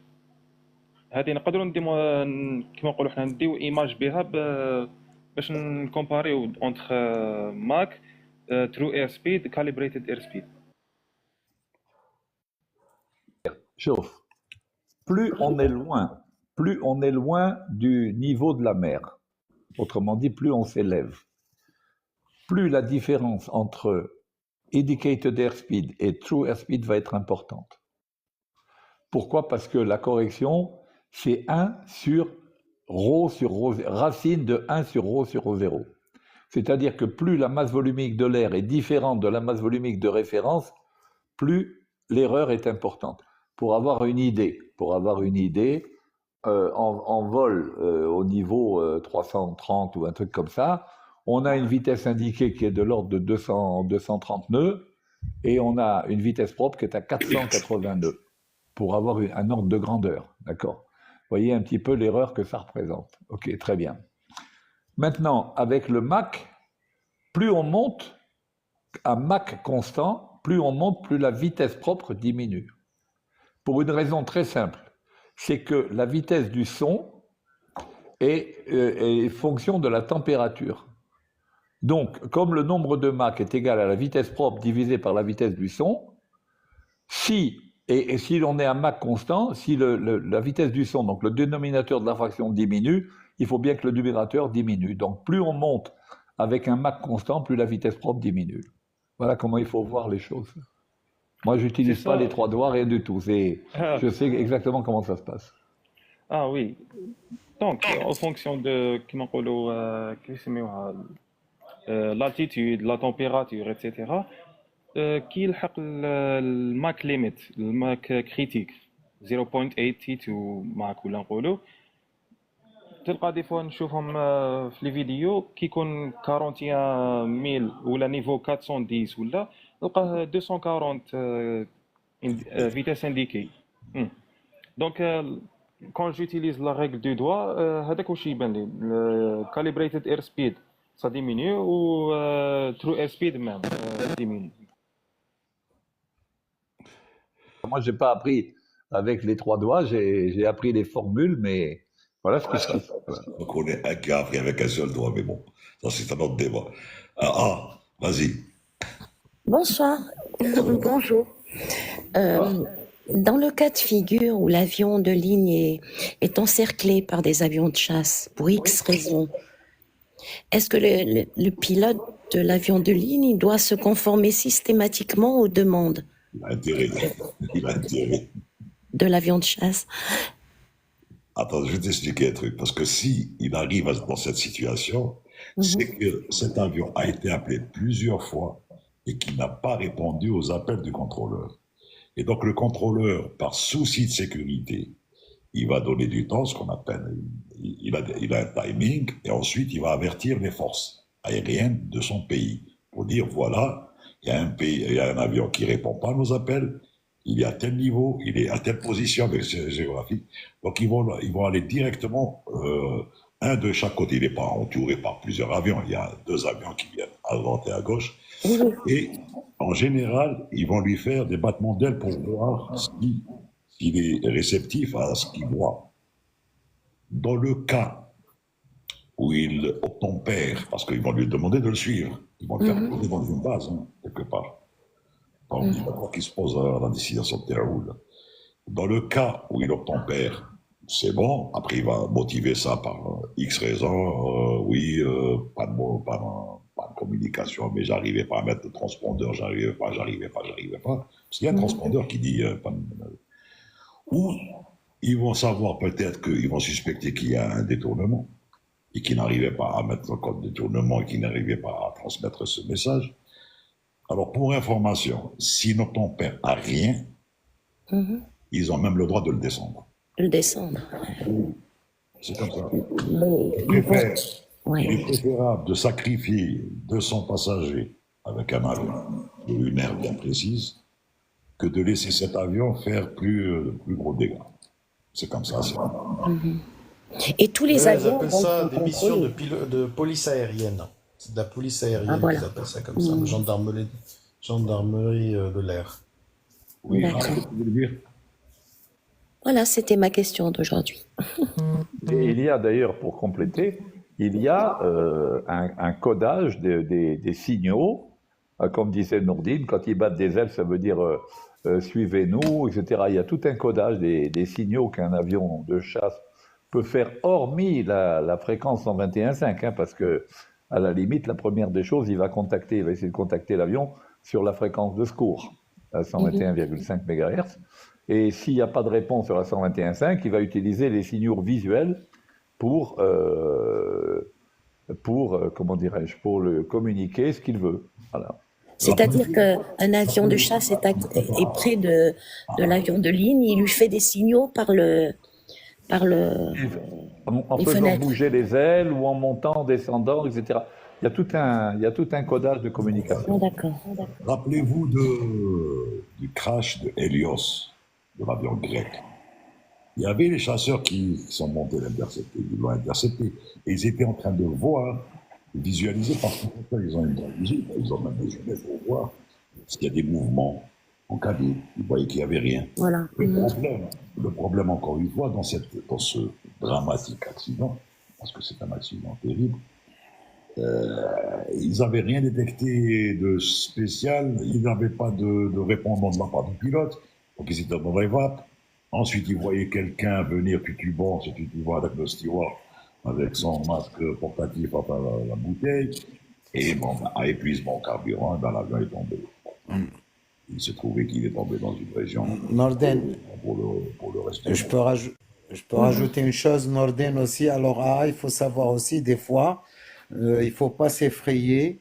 Le contrôle aérien nous demande si on peut être intercepté par la chasse et ils font des exercices. Donc, des fois, on peut apercevoir des chasseurs qui viennent à notre hauteur pour un exercice aérien pour eux et ils repartent. Donc, il faut pas s'effrayer. Voilà. Ah, ok. D'accord. Mais ça, je le saurais. Ben, c'est juste une parenthèse, je vous le dis, parce qu'ils nous demandent l'autorisation, le contrôle, comment on peut refuser, mais généralement les pilotes sont coopératifs, on les autorise et ils viennent à notre niveau, ils se mettent de chaque côté et on les voit, ils nous font signe et ils repartent. Donc, ils ont priorité dans les airs, quoi. C'est ça, voilà, oui, ce sont importants parce qu'il est escorté. Voilà. Mais ça, c'est... Merci. Voilà. D'ailleurs, c'est très codifié. Là, rappelez-vous, pour les gens qui étaient amateurs de l'INS, le 747 de la Korean Air, quand il avait dévié de son cap, c'est une longue histoire aussi qui a fait couler de l'encre quand il a été intercepté par le fameux MiG-23 qui disait que, voilà, il était soi-disant dans le terrain du RSS. Et voilà, certaines disent que Ouais, mais il il a survolé Sakhaline, qui était une zone interdite et qui était une zone sensible. Mais le problème de l'INS, Michel, c'est que pendant que il est en préparation, il ne faut pas que l'avion bouge. Donc C'était là, il a le commencé avec seul un faux cap. inconvénient. Non, mais il faut pas qu'il bouge. Et à ce moment-là, l'avion a bougé légèrement par le push ou je sais pas quoi, et donc il a pris de mauvaises données. C'est parti de là-bas. C'est ça le seul problème c'est que tu ne sais pas si l'avion a bougé réellement ou pas. Mais maintenant, ça a été corrigé avec les nouveaux systèmes de navigation. Même si l'avion bouge, il n'y a pas de souci. D'ailleurs, Nordin peut te confirmer. C'est sur 67, le NG, le 330. Au moment où tu es la poussée, l'avion prend les données de position géographique instantanée de l'avion. Quand tu appuies sur D'ailleurs, c'était un l'autogare, accident. Ça a été, je pense, déclassifié il n'y a pas très très longtemps parce que ça a été un tabou parce qu'avec les Russes, il y avait le CVR ou l'FDR avec, ils l'avaient gardé chez eux pendant plus de 20 ans, 30 ans. Tu as répondu, JBA, oui, tu as répondu à Mahedi. Les Wiglet ne sont pas réglables depuis le cockpit. Ça peut arriver, je pense, sur les avions militaires. Et 777X, je pense. La Le wingtip. Oui, tu as probablement raison, Kada. Parce que effectivement, c'est des trucs rabattables électriquement. Donc, ouais, mais ça, c'est pour rouler, Nordin. Non, c'est juste pour le roulage. Hein. Pour le roulage. Pas en l'air. Pour le roulage. Certains avions, ils appellent ça, pour faciliter. ils ont des canards.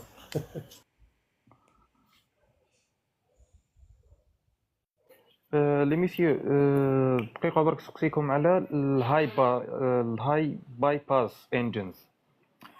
I heard of a number or a ratio called bypass ratio. يقول لك 10 sur 1 ولا 9 sur 1 ولا 5 sur 7. C'est quoi ce numéro? C'est the ratio. This is the ratio between the air which is going outside around the engine itself through the fans and the quantity of air which is going through the core of the engine. This is this ratio. Okay. In other words, this is the ratio of the cold air which is flowing around the engine through the fans and the hot air which is going through the core of the engine. C'est de l'air pas poussé ou je sais pas. No, no, no, not at all, not at all. This is the air which is, in fact, when you realize the amount of thrust which is given by the cold air outside the engine itself, I mean, around the engine, it is a very important part of the thrust, but the ratio, the dilution ratio, is the ratio of those two air, the hot air and the cold air.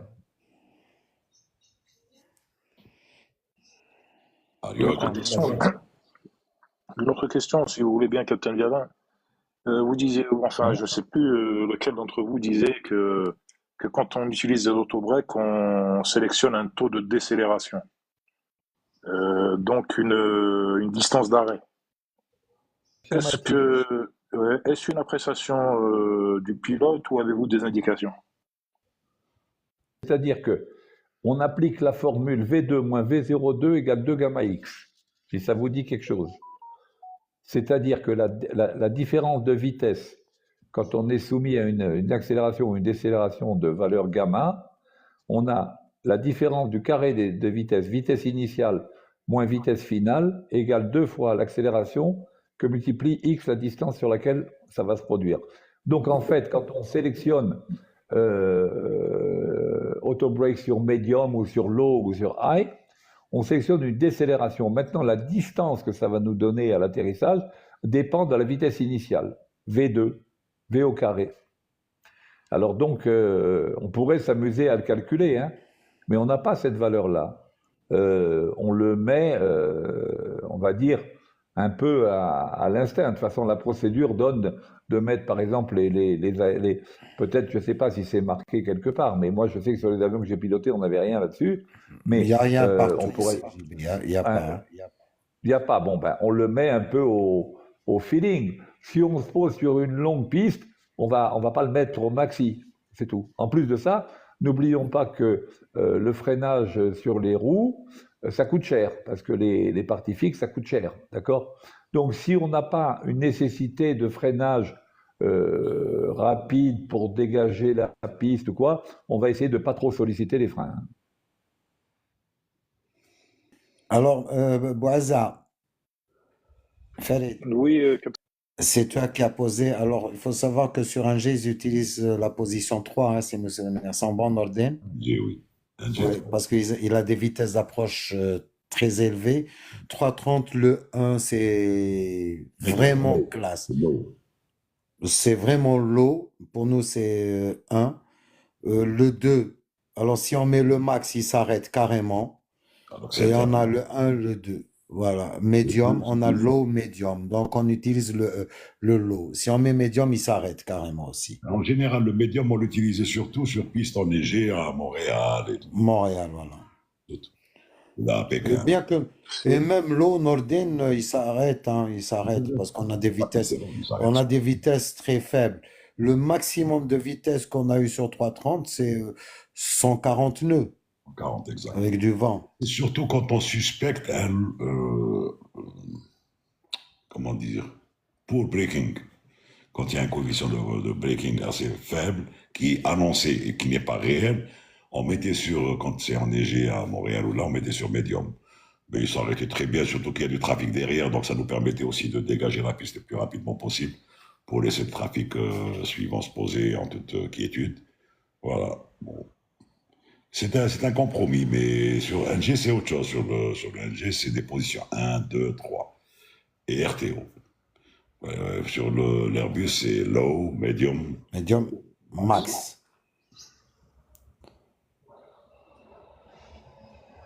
Vous êtes de quelle école? Tissem, moi j'ai fait l'école française. Morad aussi. JB aussi, donc voilà, bon, on a des amis aussi qui ont fait l'école Oxford, ils ont fait l'école anglaise, l'école américaine, l'école ce que tu veux, mais bon. Farid, il a des difficultés de rester dans le guest. Je pense c'est un problème de connexion.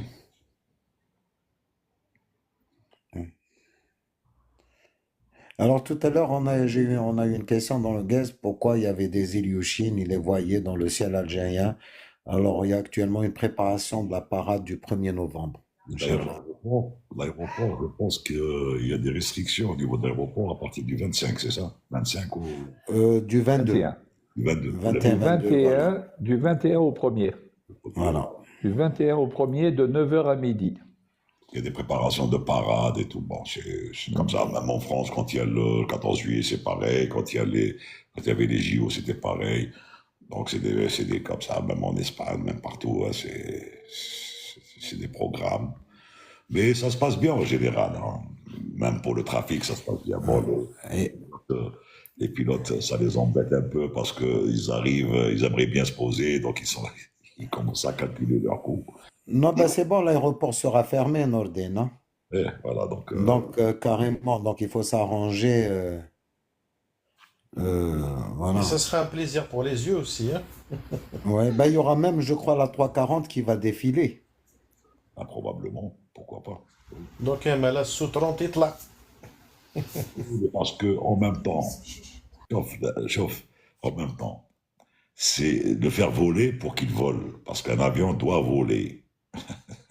Si un avion ne vole pas, il est condamné à rester au tarmac. Donc, c'est une occasion de le faire voler aussi.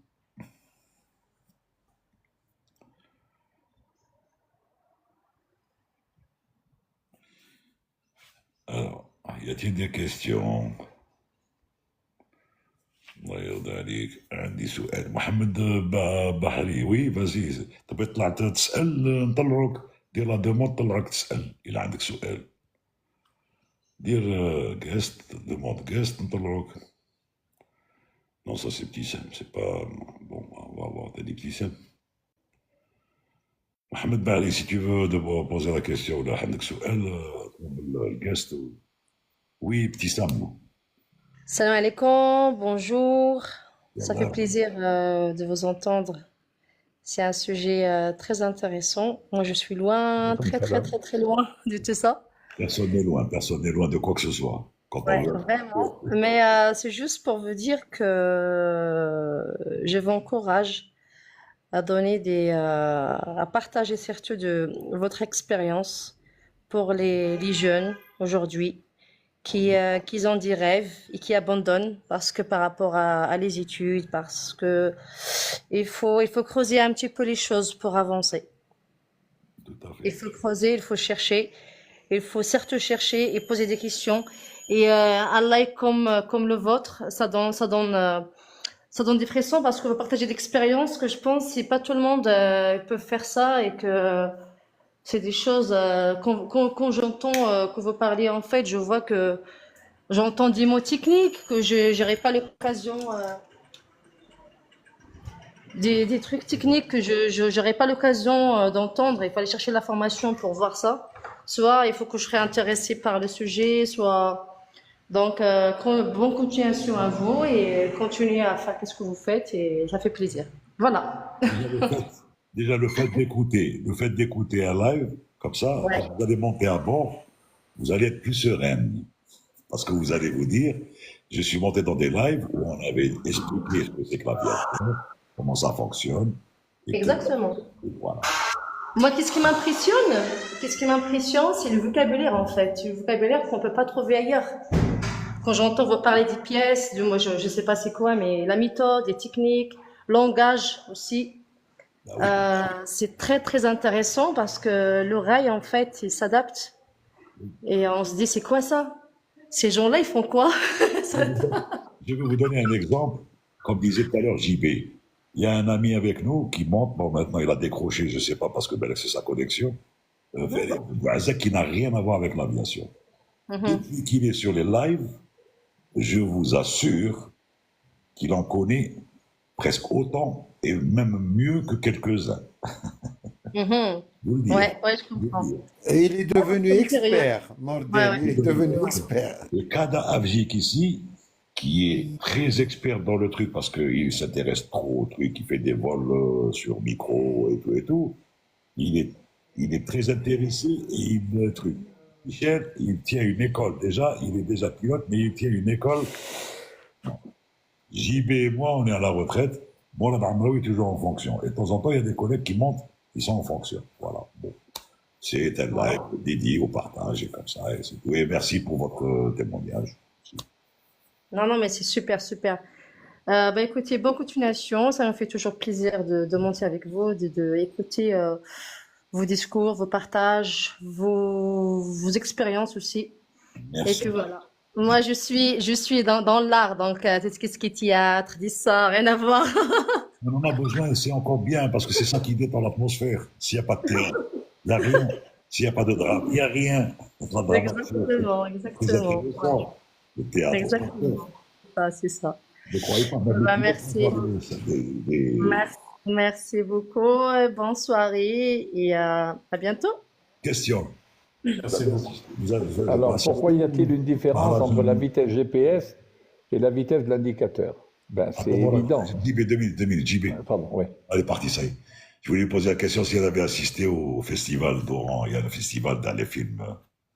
Bon, mais elle est partie. C'est pas grave.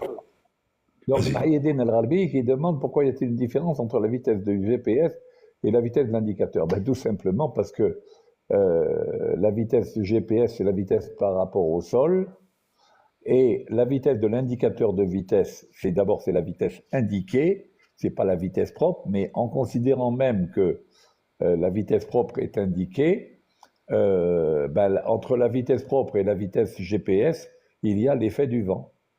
Si on est, allez, on va prendre un exemple, on est à 450 nœuds de vitesse propre, et on a en face de nous un vent de 50 nœuds, eh bien, on aura 450 nœuds de vitesse propre et 400 nœuds de vitesse sol. Donc le GPS va nous donner à ce moment-là 400 nœuds. Voilà la différence.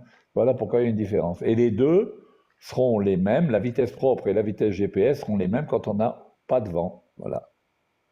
Très bien. Petit Sam, est-ce que vous avez assisté au truc Maharajan film ou le Matchitouche? Il est d'où là? L'Algérie, parce que moi je suis marocaine, donc je ne sais pas vous parler de quel. Comment? À Oran. Non, non, non.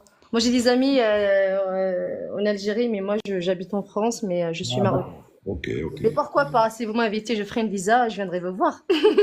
Moi, vous êtes la bienvenue. Je suis dans le théâtre. Merci, Barakallahu fik. Merci beaucoup. Merci, bonne soirée.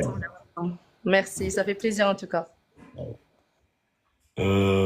Mohamed Bahri, si tu avais suivi depuis le début, quand tu as اللايف تاعنا من الاول تفهم باللي الارض كرويه الشكل سفيريك ابلاتي او سونت ماشي مسطح. اوكي هذه غير باش نختصر لك الموضوع. فوالا حطيت بوزي لا كيسيون اللي واجبتك. Monsieur Nordin. Oui, Kader. Pour Mohamed Bahri, même il y a une vidéo de واحد اليوتيوبر اسمه كابتن جو. Il a fait des navigations et des corrections, etc. Il a parlé de ce truc. D'accord, sauf cadre.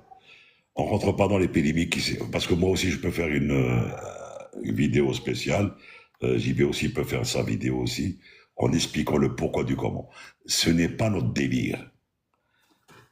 Là, on a sillonné pratiquement presque tous les continents pour le savoir.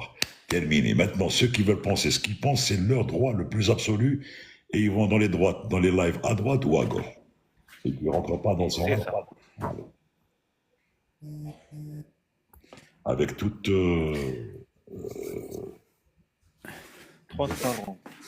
Alors, il y a Herbi qui pose une question, comment les avions de ligne se dégivrent-ils en vol? Tout simplement, ils ont des... Allez, vas-y. Ouais. On a des dégivrage réacteur, dégivrage des ailes et tout. Hein, on envoie de l'air du réacteur, précisément du 13e étage réacteur.